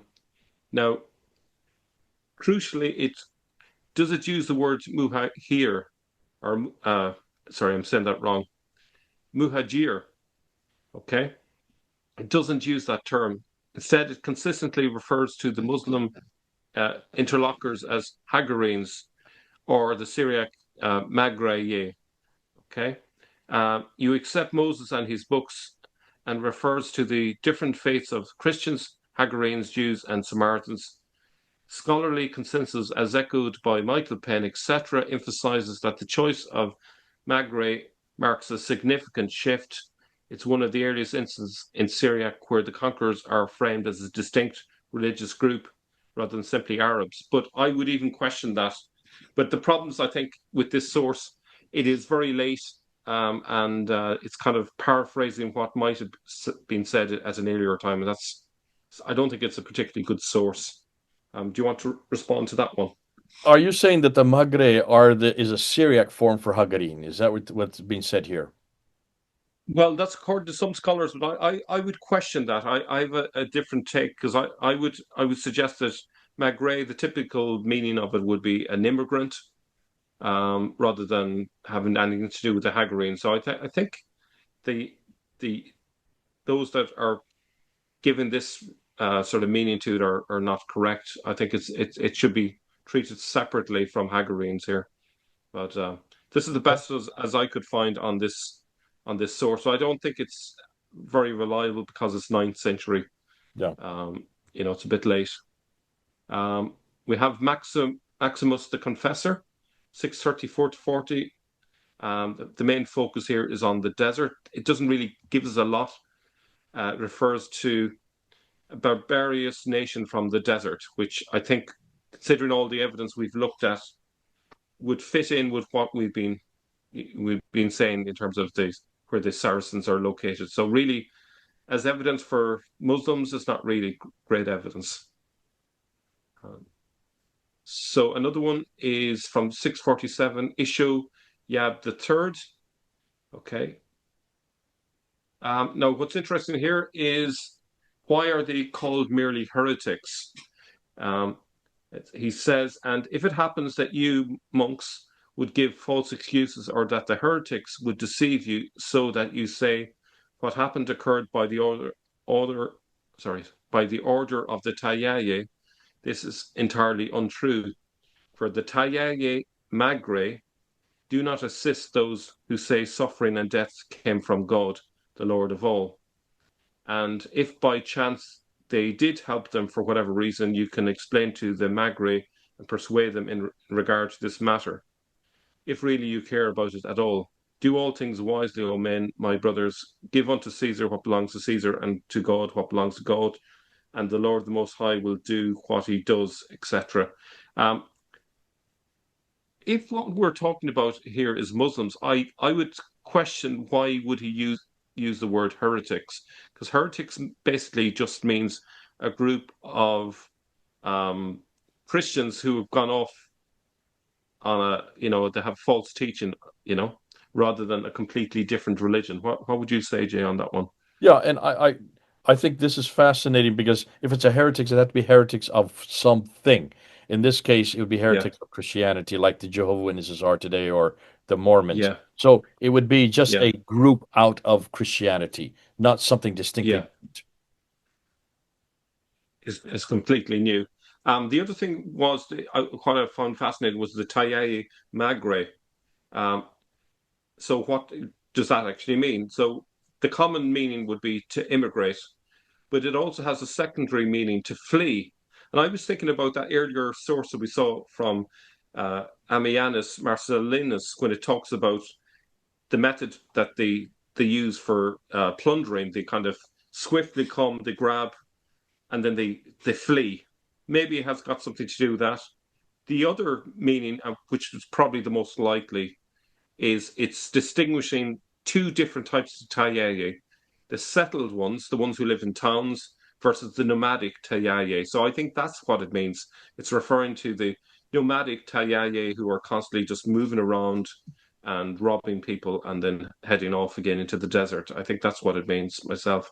So I'm curious to hear what others think on that explanation there. No, I like that. I think that's good. Well, basically, what you're doing is you're saying, why would they even talk about these as heretics who are not Christians? They are a derivative of Christianity. They're off away from Christianity, and they are Yeah, plunderers who are nomadic, yeah, in contradistinction to those of the rest of us who are settled and we understand our scriptures and yeah. we follow it. It's like a comparative, isn't it? And it's almost like a It is. put down or a polemic against them. Yeah. So I think that's it's a pretty good insight into what's going on. So I would say that's a reasonably good source to use. Um, Now, from the same one, uh, what he says here will surprise you. As for the Arabs to whom God has at this time given rule, sultana is the Arabic word, over the world, you know well how they act towards us. Not only do they not oppose Christianity, notice what he's saying, but they praise our faiths, honor the priests and saints of our Lord, and give aid to the churches and monasteries. This is completely different to what we've ever heard about this period. So it seems like things have moved on from the original attacks that Sophronius talks about, and they've done their horrible stuff, and now they're just being a bit more sort of normal, and they're treating Christians well, giving aid to the churches and monasteries. It says, "Why then do your Mezanaye reject their faith when the Mezanaye themselves admit that the Arabs have not compelled them to abandon their faith, but only asked them to give up half of their possessions in order to keep their faith?"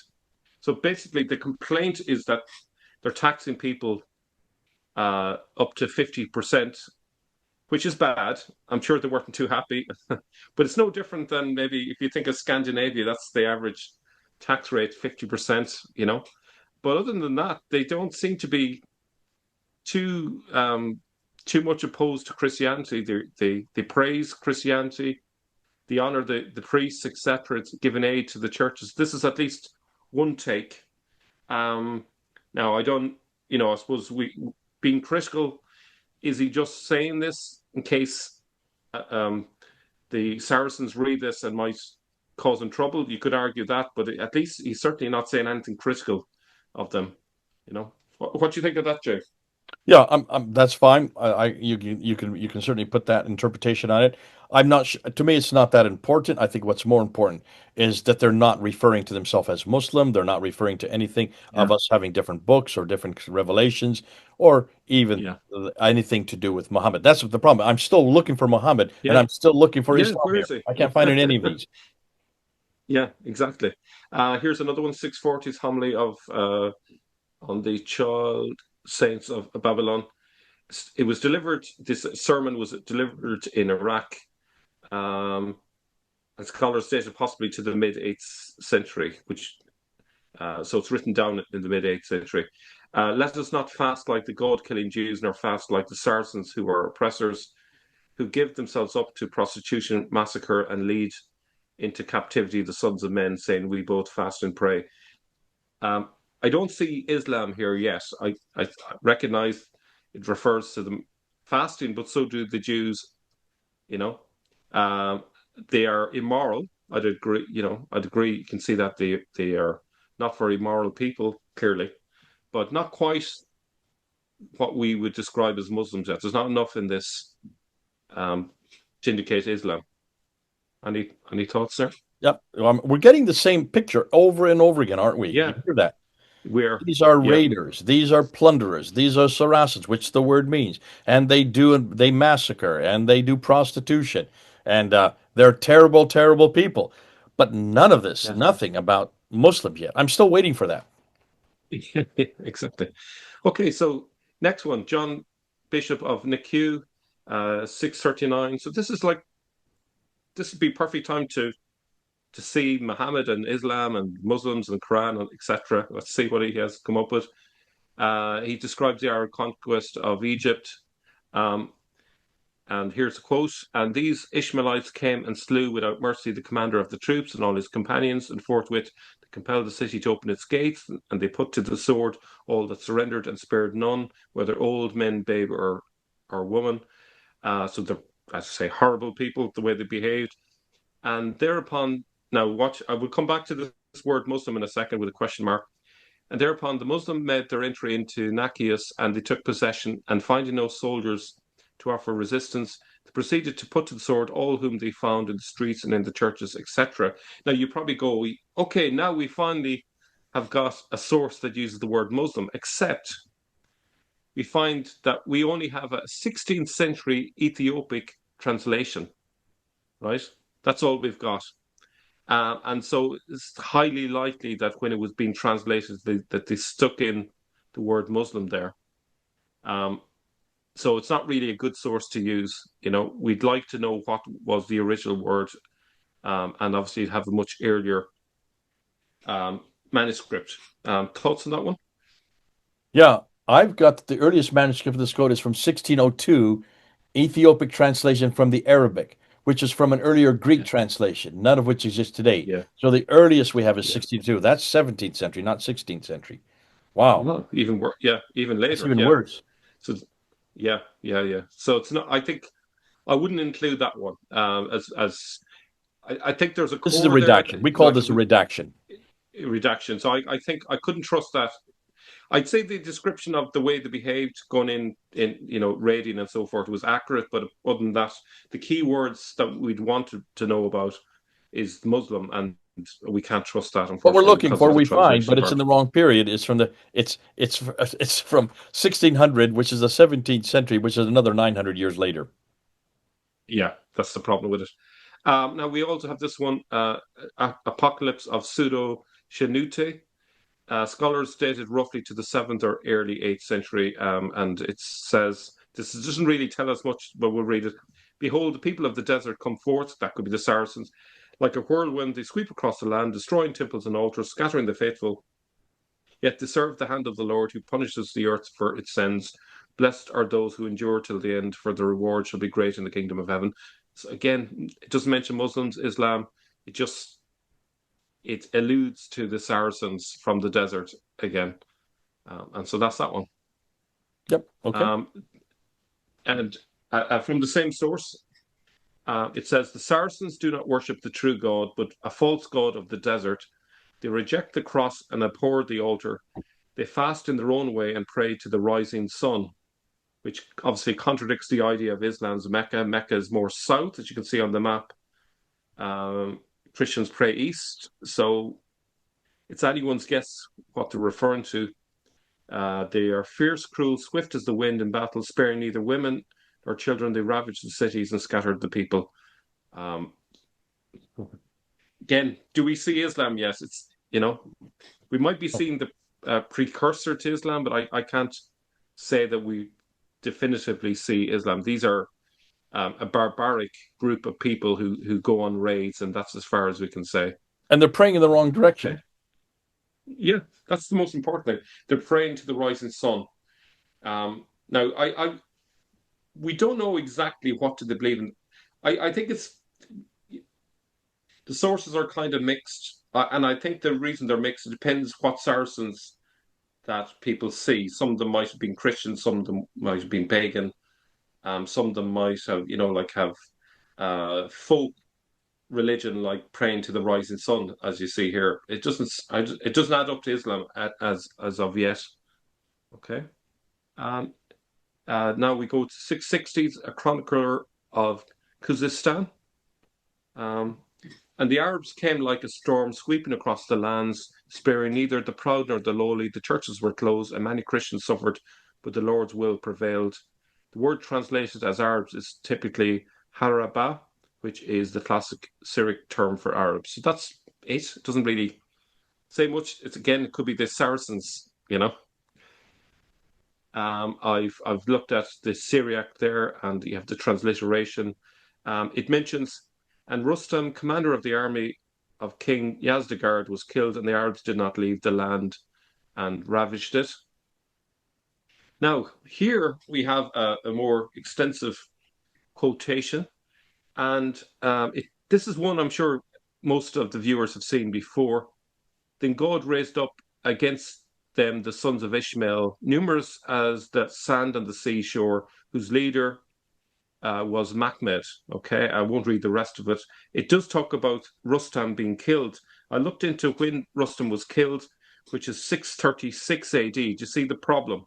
It's talking about apparently Mahmed there, and then in the next breath, it's 636 is the period. So how can the leader be Mahmed if it's 636? But it gets more interesting. Now, if you look at the fact that translations put the original word because they're not 100% sure, does it mean leader? They're assuming it must mean leader because they see something was Mahmed, so they assume it must be leader, so, even though they're not familiar. And the sentence doesn't work grammatically, so they put in the word numerous to make sense of it. So what I did was, just as an experiment, and I actually was shocked with what came up. I used AI, and I basically give AI just the phrase in Syriac and asked it to analyze each word separately. So the AI doesn't know where it's come from. It just has to analyze what it means just to see what it would generate and see what the result was. So this was an experiment, right? Now, I won't go through all of it, but the conclusion in the first word, Madbarna, it comes up with desert or wilderness. It doesn't come up with leader. Okay. So that's the first one. So desert or wilderness is the first part. This is what it comes up with. The second one, Hawa or Hua, means was or became. So two possible meanings. So the desert was or the desert became. And then the third word, which is here, Mahamad, and it suggests it could mean desired, praised, beloved, which is all familiar. It's a proper name equivalent to Muhammad, okay, or the title. But when you string it together, how could it be the desert was Muhammad or even Mahmed? So it actually could mean the wilderness was desirable or became desirable. Okay, I know this is kind of crazy, but this is what came up. Let's put it together. Let's try and think of this. So it talks about as the sand on the seashore, the desert was desirable. Do you see how the first part fits in with the rest of it? So how would that make sense? Well, it's talking about the Saracens finding the desert as desirable as the sand on the seashore. It's a strange thing to say, but internally, at least, it makes sense. Now, potentially, that would mean that if we go back to this passage here, potentially that bit in red may not be even referring to someone called Muhammad. It could just be saying that the Saracens loved the desert. Can you believe it? So I don't know.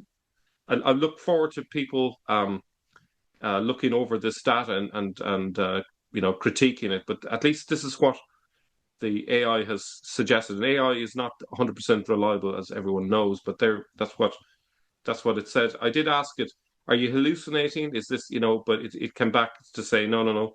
This is an accurate translation." So, what do you think of that, Jay?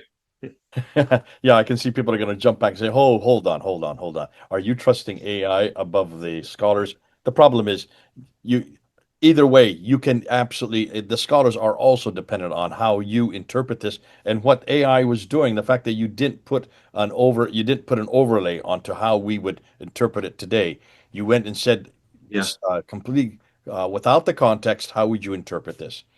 Which is yeah. perfectly, So, this is what linguists should do. Linguists should always take yeah. out their own context and allow the context of the environment to speak for it.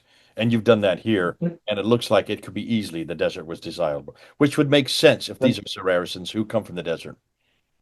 Yeah. Now, the thing with context can work in two ways. Sometimes scholars, when they look at text, they want or expect Muhammad to be there, and then they translate it with that expectation. That can influence them subconsciously. So they see things. And with this translation, you actually don't have to put in as numerous as the sand on the seashore. You don't have to insert a word to make it make sense.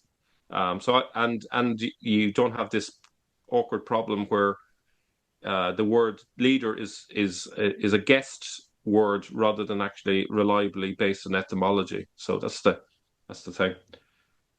So we have trophies of Damascus 661. This is it's composed between 661 and 681, a Syriac Christian dialogue text.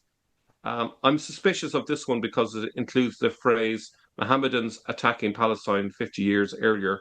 Would they use the word Mohammedan that early? Um, Now, I found that there's a discontinuity in manuscript tradition. The text has a single surviving manuscript which combines several different texts. Scholars caution that it may have been compiled later. So I think I wouldn't I wouldn't trust this as a source. There's a danger of a later insertion of a word like Mohammedan. I think that it's questionable. Um, Go back to that. What is the actual text? I don't see the text here. it's that bit that's in quotation marks. Mohammedans Mohammedans attack. attacking attacking Palestine 50 years earlier. It so includes that phrase. That's as best as I could find. Um, and That's the first time I've ever I seen Mohammedan ever used. yeah, yeah. I think it's very suspicious. I think it's a word that has uh, has maybe been used in later centuries that was inserted there. So I would question that, especially because it's a later compilation. It's not really from that time. Whatever was composed originally, it's the manuscript that we have doesn't come from that time, and that's the problem I would have with it. Okay. Hey, do we know the date for the earliest manuscript on that? I I should have looked that one up. I don't. I'd have to look that one up. So All right.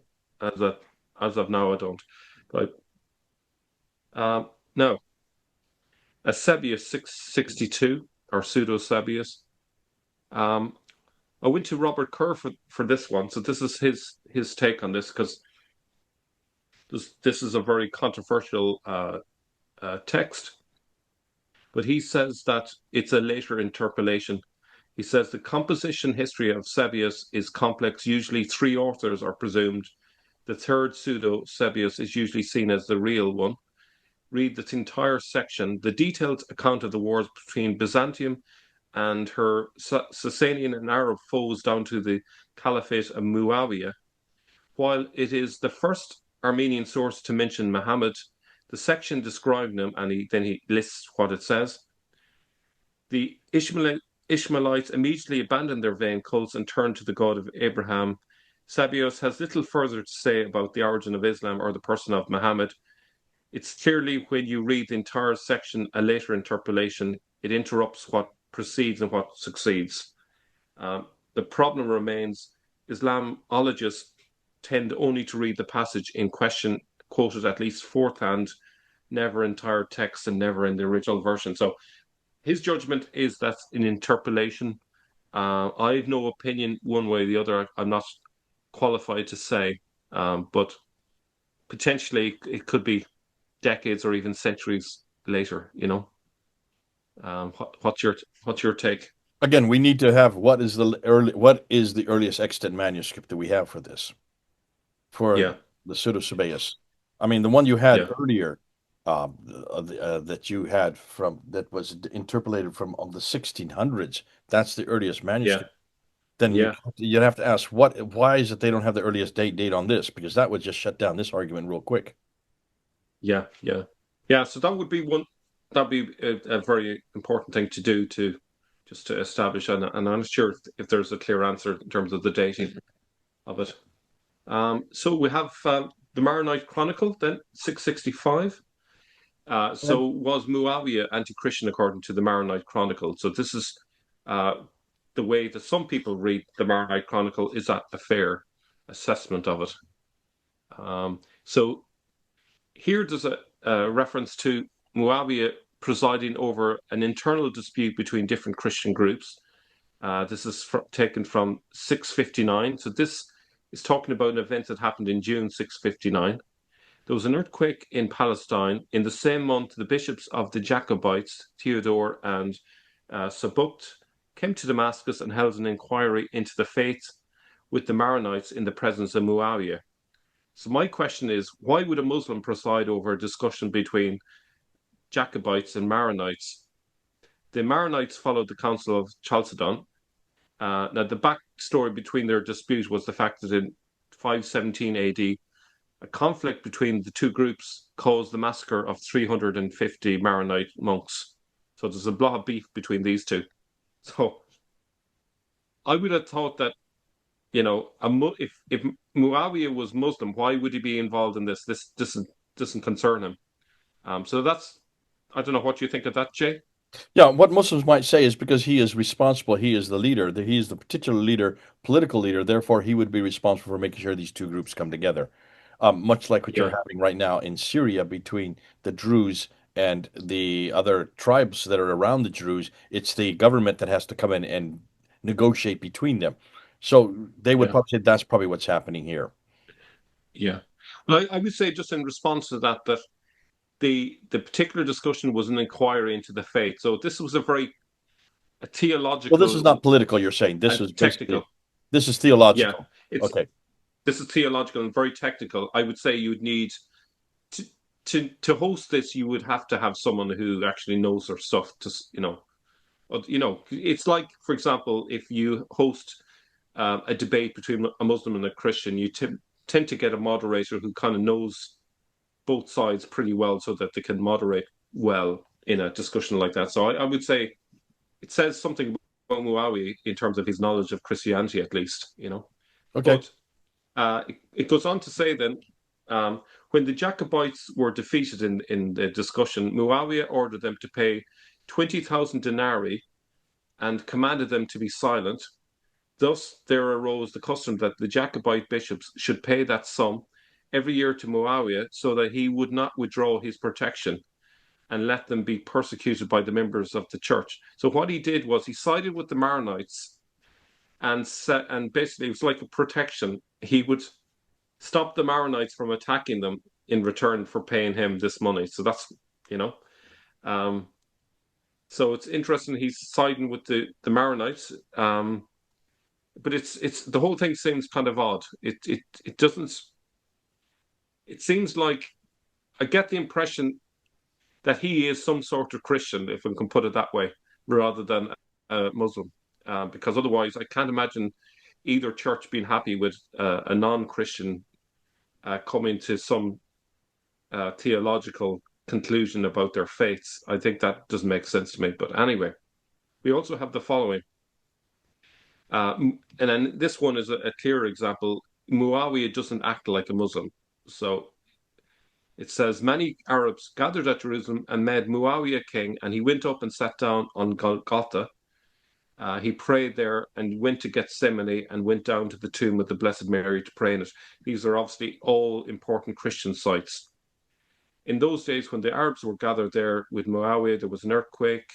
In July of the same year, the emirs and many Arabs gathered and gave their allegiance to Muawiyah. Then an order went out that he should be proclaimed king in all the villages and cities, etc.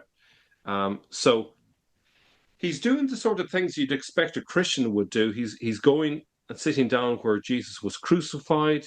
He's praying there. He's going where Jesus himself prayed the night before he was crucified, and he's going to the tomb of Jesus's mother. All of these things fit what you'd expect a Christian of that time to do rather than a Muslim. Your take, Jay? No, I agree with you. That's a pretty that to me that's pretty strong. Also with the inscription that you have that you showed earlier of him with Yeah, Muawiyah, with Abdullah, slave, servant of God, the leader of the Mu'minin, of the leader of the believers, and then he has a cross on it showing he's not a yeah, Muslim. This is a Christian who is leader of the yeah, Christians.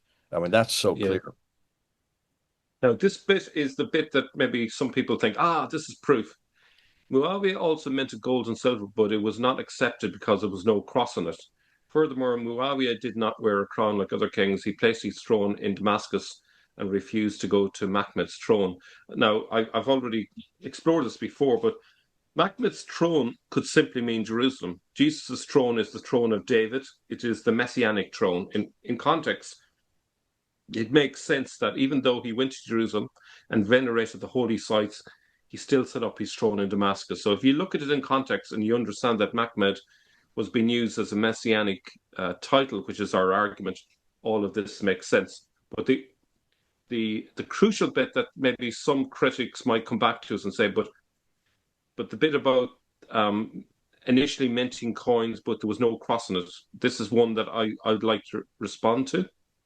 Um, Now, the only gold coin known today which might fit this description would be a modified cross solidly, like the present one that's below.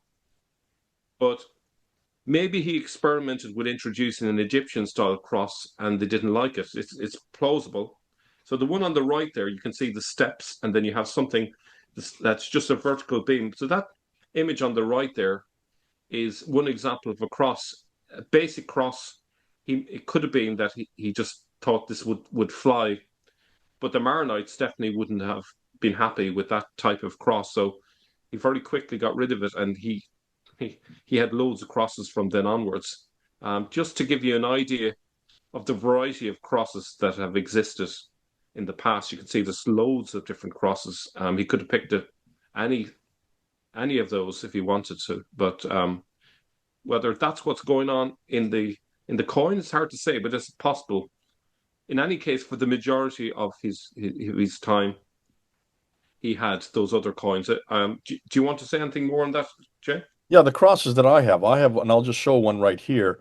This is one from Muawiyah. Take a look. That's a very distinctive cross. There's three of them. You can see on the front and then one Yeah, on the back side. So those are very distinctive, and you can get them. They're quite easy to get. They only cost about $40 to $50 if you want to buy them on the internet. I encourage people to buy them up before the Muslims buy them up themselves and melt them down. So feel free to get that and look at. They're very distinctive crosses. I'm not sure why people would quibble on that.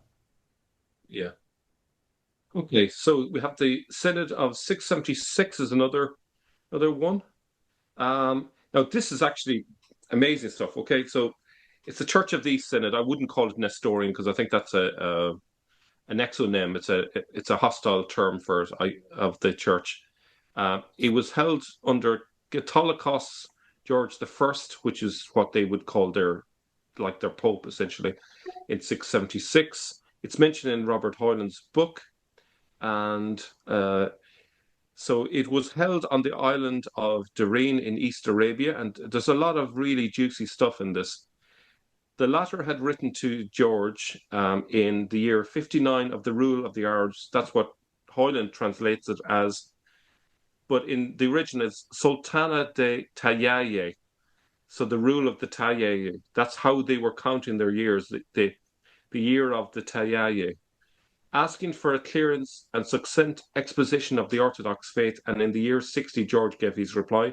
The synod was held in May of the year 57 of the rule of the Arabs and attended by the Metropolitan of Qatar and 5 bishops of East Arabia. Now, you kind of have to imagine the standardist narrative would tell you that Arabia was a pagan land, but here we have 5 bishops. You have a synod being held in the east of Arabia, and that kind of suggests that Christianity was very much established on the peninsula. So, just to give you an idea, Darren is known as Tarut Island today.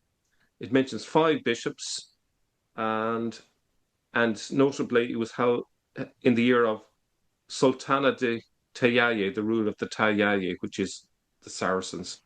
Okay. Do you want to come back on that? I have one other little detail as well, if you want. This is further evidence for you.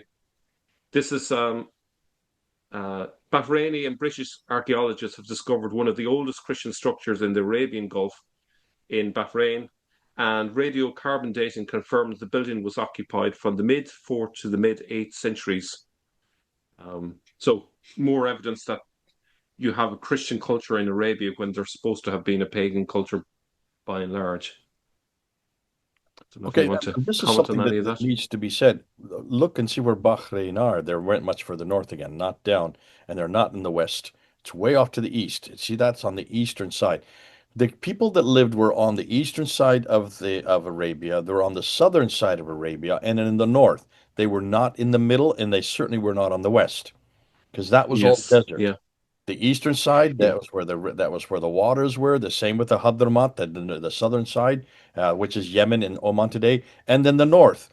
Almost everything that you see in the yellow there in between is yeah. desert. Today, there's Yes, water there because it's been shipped in from desalination plants, 2070 of them, that Saudi Arabia has to yeah, use to make sure that people have water there. So historically, this has not been a habited area. So it makes sense yeah, that you would find the Christians in Bahrain over those areas where there is water. You would find Christians up in the north. Almost everything you've been showing about the Tayyaye, that's in the north. That's Iraq. And then, of course, yeah, we have you have seen the Mahmet of the Mahmet that we've of the 523 inscription, which is way down in the Hadramaut, which is in again the south again. Every place where we see these people are mentioned, where there are not pagans, this whole thing with Jahiliyyah, we're finding it did not mean a people that were ignorant. It meant ignorance of the heart. This is now we're finding that the yes, original word for Jahiliyyah means the heart. Saint Murad has really done a whole study on Jahiliyyah. It's not a people. So this is something that has been added many years, many centuries later to try to portray why Muhammad had to come. This place was all pagan. No, just look at that picture you have of in Bahrain of that church. There is very clear that there were Christians there. That makes sense that they were there, and they were there because of the fact that there was water there. No water, no food, no food, no people, no people, no town, no towns, no cities, no history, no civilization, and no Christians or Jews.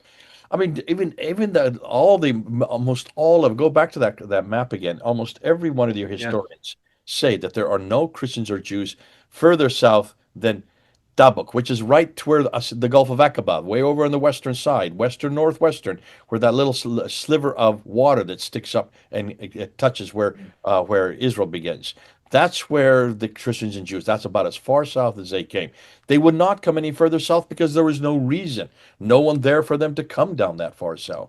So all of this makes sense when you put it in the historical context of that time. Okay, helps. That helps. yeah, But thanks for this. yeah, yeah. Okay, and in the same passage, Hoyland, you can see Hoyland jumps to a lot of conclusions in his texts. So he says, in a general way, probably. Let me see where it is likely that Muslims were uppermost in the minds of those at the Synod without evidence. He's talking about references to pagan practices that were dying out at the time, and he jumps to it and says, "Oh, there's evidence for Muslims." Uh, it is, however, true that there were still pagan vestiges in East Arabia, as is indicated by Canon 18, which forbids Christians to bury their dead in the manner of pagans.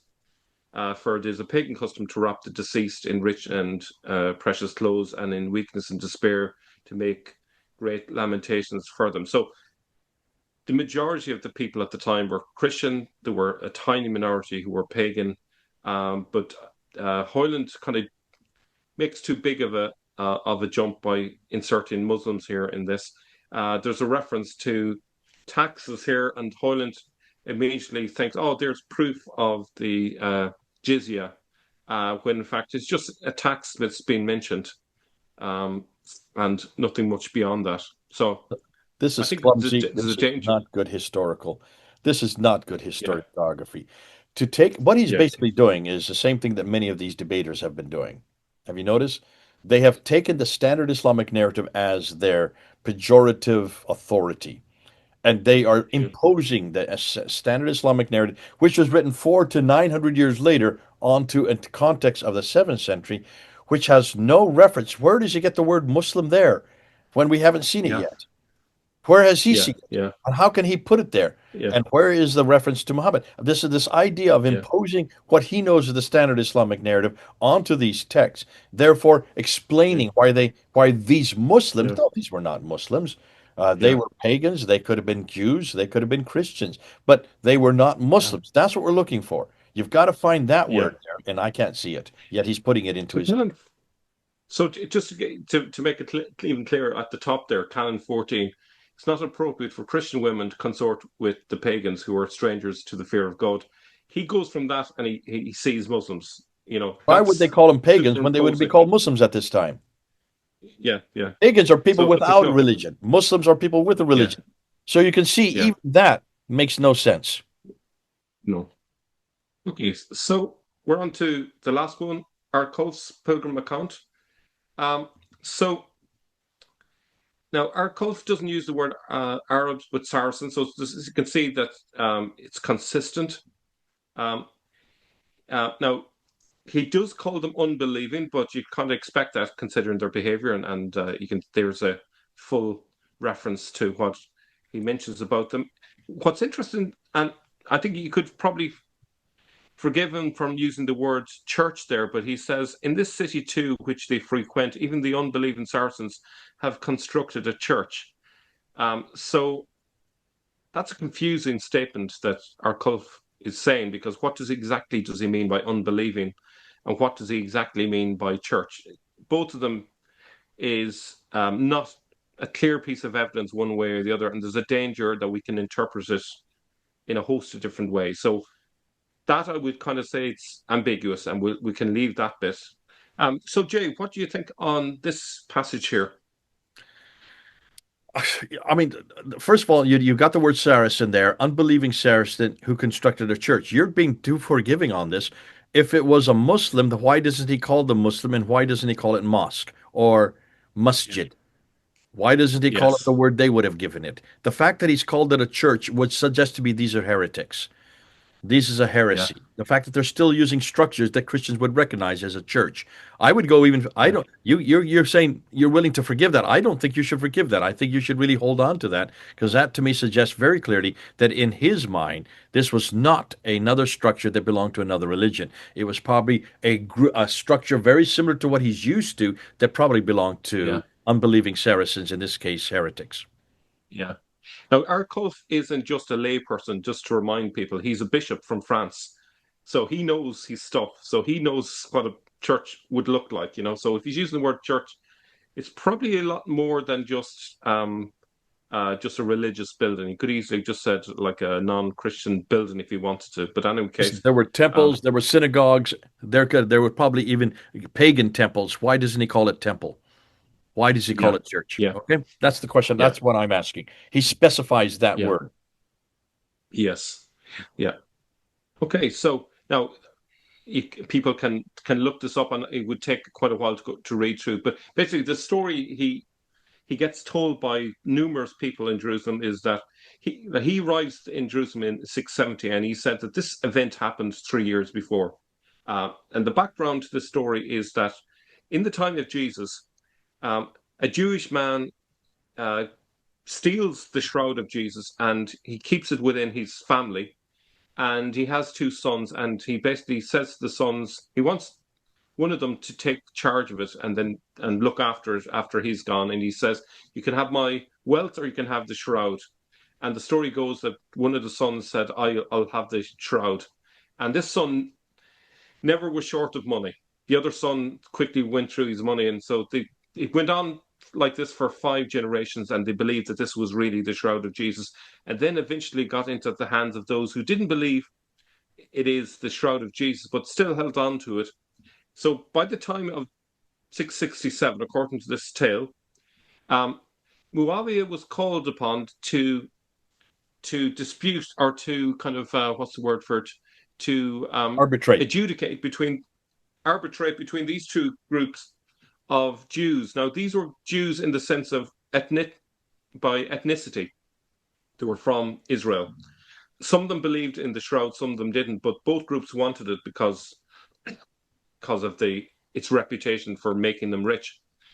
And so what he did was he got a pyre, put on wood, lit a fire, and basically said, "Okay, I'm going to throw it on the fire, and if it's not, you know, if it's not what you claim it is, well, obviously it's going to up in the flames. If it is what you're claiming it to be, then it will go. I want God to give it, decide between you two groups, and give it to whoever God wants it to go to." So essentially, that's a quick summary of the story. Okay, so now what's interesting here in this detail, if we look at the bottom section, he says, this is apparently the words of Muawi: "Give into my hand the sacred cloth that you have."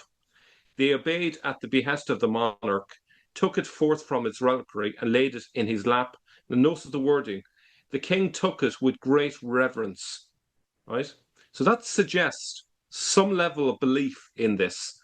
Why would he treat it with reverence if he was a Muslim? Why would he, that doesn't seem like something a non-Christian would do. Now, you could argue, well, why is he willing to throw it on the fire? This could be argued that he has such strong belief in this that he's not afraid to even risk it going up in flames. When it was burning with great intensity, he got up, went right up to the pyre, and said in a loud voice to the dissident parties, "Now let Christ, the Saviour of the world, who suffered for the human race, who had this shroud which I now hold in my arms, placed on his head in the sepulchre, judge by the flame of the fire between you who contend for this cloth, that we may know on which of these two contending bands he will deign to bestow such a gift." And so saying, he cast the Lord's sacred shroud into the flames. Now, before you go, or before we go into the next part of it, what do you make of this, Jay, in terms of the wording and what our Kulf is being told about Muawiyah's beliefs? Look at the date. We're talking about 670. So we're talking about the time when Muawiyah was caliph, 661 to 680. And he is arbitrating with this shroud. Remember, if he's a Muslim, he would want nothing to do with the shroud because as a good Muslim, Christ never died. So therefore, there was no Yeah, shroud. There would be nothing. He would yeah. not be dead. This would be admitting that he didn't believe in chapter 4, verse Would it be 157. chapter 4? Chapter 4, verse Yeah. 157 of the Quran is very clear that Jesus did not die. Every Muslim knows that, and that's the biggest distinction between Christianity and Islam, is that Jesus did not die. If he had been a Muslim caliph, he would have had nothing to do with the shroud. He would have just thrown it away. He would say he would not even try to arbitrate. And the fact that he was willing to put it on the pyre, showing that he believed that this must be Christ's linen, proves to me that he was a diehard Christian at this time. Jay, it's actually more, it's even more, there's more to this, actually. I think this proves, at least to my eyes, that in 667, those words in Surah 4, verse 157, did you say? Yeah. That they weren't even there yet. Okay, hold on to Yeah. that. For him, That's a whole for new him, study that's going on right now. yeah. For him to actually say this, for him for him to claim that Christ is the savior of the world, for one thing, that's one thing. But for him to say, "who suffered for the human race," that's a different kettle of fish. There's no way he could have said that if the Quran existed in 667, because this would be what do you think would happen? He would have been dragged out on the street. He would be lynched for saying these words. This is You know, there's heresy. no You're right. way. This would This is be heresy. absolutely he is literally going to be killed, you know. To So suggest that I think Christ this to suggest that Christ suffered and was the Savior, right there in one yeah, sentence, right there. That is the yeah, doctrine. That is a primary doctrine of Christianity. yeah, He would yeah, be a heresy. He would be a heretic for saying yeah. this. Now, I also want to point out because I can imagine that some people say, well, this story never happened. But even if I grant this, the fact that people were saying such a story in Jerusalem at that time, where they were putting these words in Muawiyah's mouth, that story would not be credible if Muawiyah was a Muslim with a Quran, because no one that story would not fly with anyone because they say he'd never say that because Surah 4, 157, blah blah blah blah. So the only reason that this a story like this could be told, even if we think it's a fake story, the only way that this story could be told is if the Quran didn't exist at this stage, and that Muawiyah didn't have what we would call today an Islamic belief. You know, that's the only way we can account for the existence of this story. So either way, whether people believe this is a real story or whether this was a tale, that was told to this bishop, you know. But in any case, this is the end of the story here, and I'll just jump to it. It's quite long, so the shroud goes up into the air, miraculously goes to the side of those that believe that it was real, and also it mentions that one day our brother Arkulf saw it raised from its reliquary, and in the crowded church kissed it himself amongst the multitude of people who were kissing it. So we have a testimony that he himself not only heard the story but actually went and saw this shroud, and believed that it was the actual shroud of Jesus, and mentions the length of it, 8 feet in length. All right, so that's that one. Um, Now, you mentioned Muawiyah earlier. Um, Muawiyah had crosses on his coins, but he doesn't have to have more than one cross. Even if Christians were objecting to crosses, he could have simply had just one cross to make them happy, but he has multiple ones. And we also see with the inscription that he had a cross at the beginning. So that again would suggest that he was a Christian. Do you want to say anything on that, Jay? No, I mean this is to me this is a slam dunk. We've talked about this many times before. You can't Yeah, have crosses on one side of the coin and on the back side, the one on the right is the back side, the word Mahmud. And regardless yeah, of whether Muslims say that this would have caused a riot, it would have caused the Christians a riot too. yeah, Remember, the majority of people there were Christians under his leadership, and he himself has proven to be a Christian. Just look at the inscription on the right, where he calls himself yeah, the Mu'awiyah. There's his name. And notice he's writing in Greek. If he was a Muslim, he yes, would only be writing in Arabic. Why would he be writing in Greek? Only Christians wrote in Greek. Though yeah, yeah, it is Arabic, the script is Greek. And then he calls him yeah, the Mu'minin, the leader of the believers. What believers? Well, yeah, look at the green square there, and you will see it is a cross. So he's a leader of the yes, Christians. All of this puts yeah, together and shows that this was a Christian that was actually the caliph at that time, who had a high yeah, respect for the Mahmud, who would have been the altogether lovely or the desired one, as you're saying. yeah. Okay, now something extra here. Uh, in uh, in Hebrew, you have this term here, ma'minim meshikim, which is messianic believers. Okay, so we can see that there's a similarity there with the Arabic Amir al Muminin. It's essentially a related term, the believers. Um, Now, would would it be just believers in the sense of monotheism? Well, pretty much everyone was a monotheist. There was very few pagans at that time. There wasn't anything particularly distinctive in saying they are a leader of the believers, just in general. I think it might mean messianic believers. So In other words, at that time there was an expectation that the Messiah would return, and so to say that you were the leader of the believers meant specifically leader of the messianic believers, the people who believed that this was the time when Jesus would return. I don't know what you think of that explanation, but that's the one that I think might Let's be the go with it. case. I have no problem with that.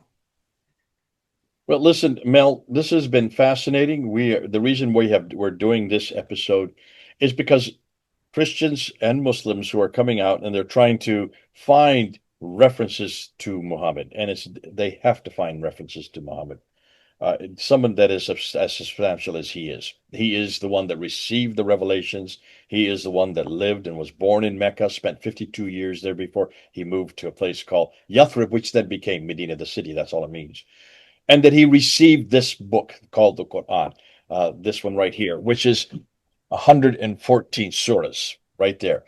You can't just have bits and pieces of it. He received all of it, all of these by 632. Not one letter, not one word was left, was out of it. And so that's why uh, right now most people are struggling to find this man Muhammad because he has to fulfill all those criteria with the name Muhammad from a place called Mecca, receiving a book called the Quran, all before 632, between 610 and 632.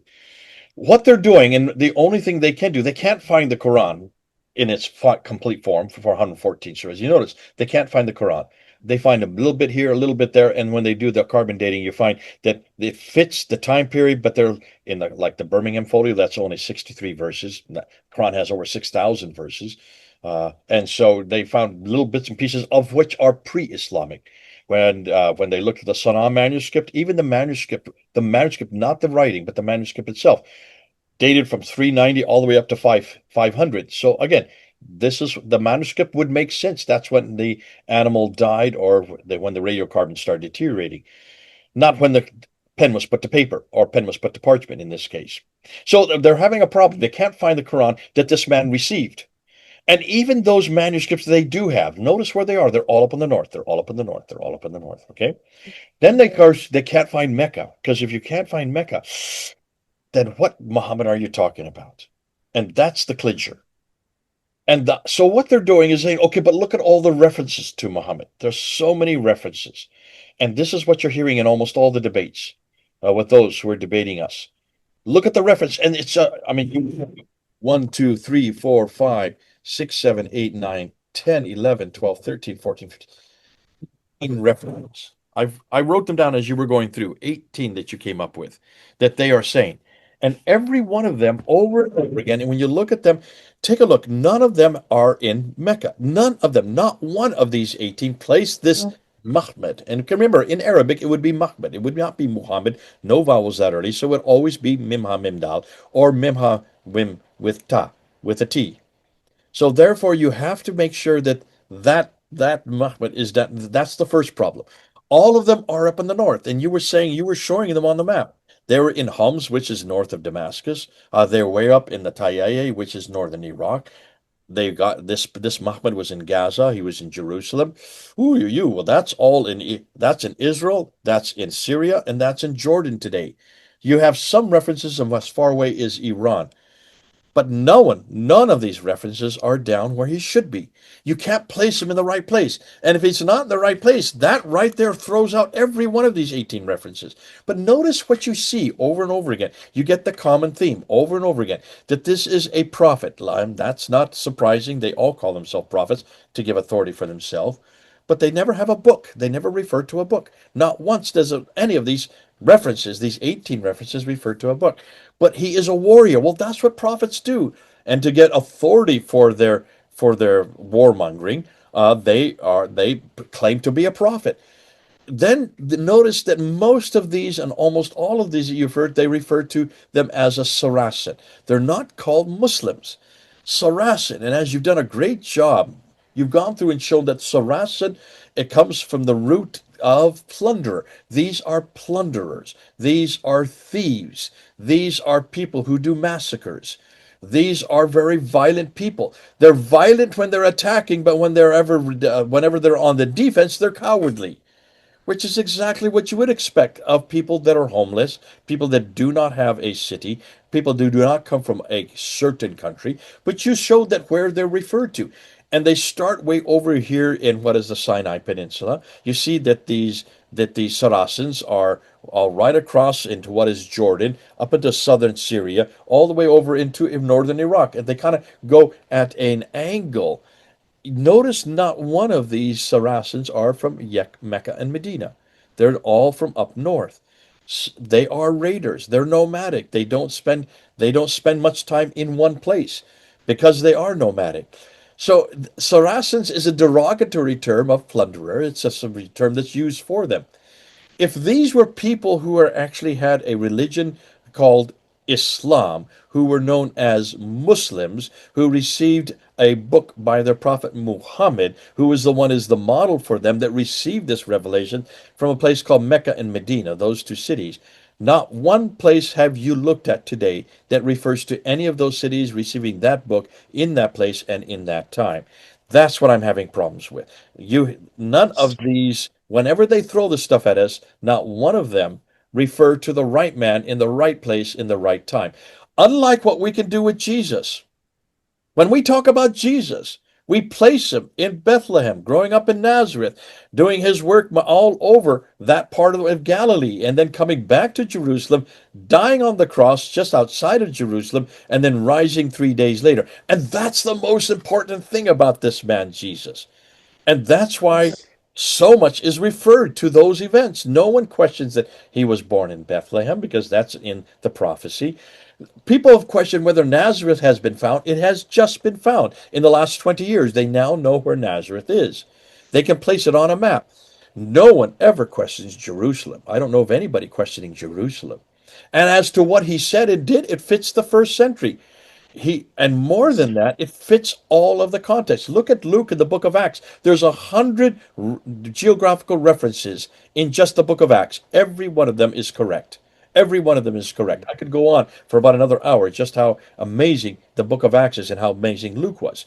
But what's most important is that the death of Jesus on the cross is well documented. No one questions it today because the historians did question it, even those that hated Christianity, no, well, Tacitus, probably the most hateful, the one who hated it the most. The Roman historian not only talked about the crucifixion, gave us the date for it, and told us that it happened under Pontius Pilate during the reign of Tiberius.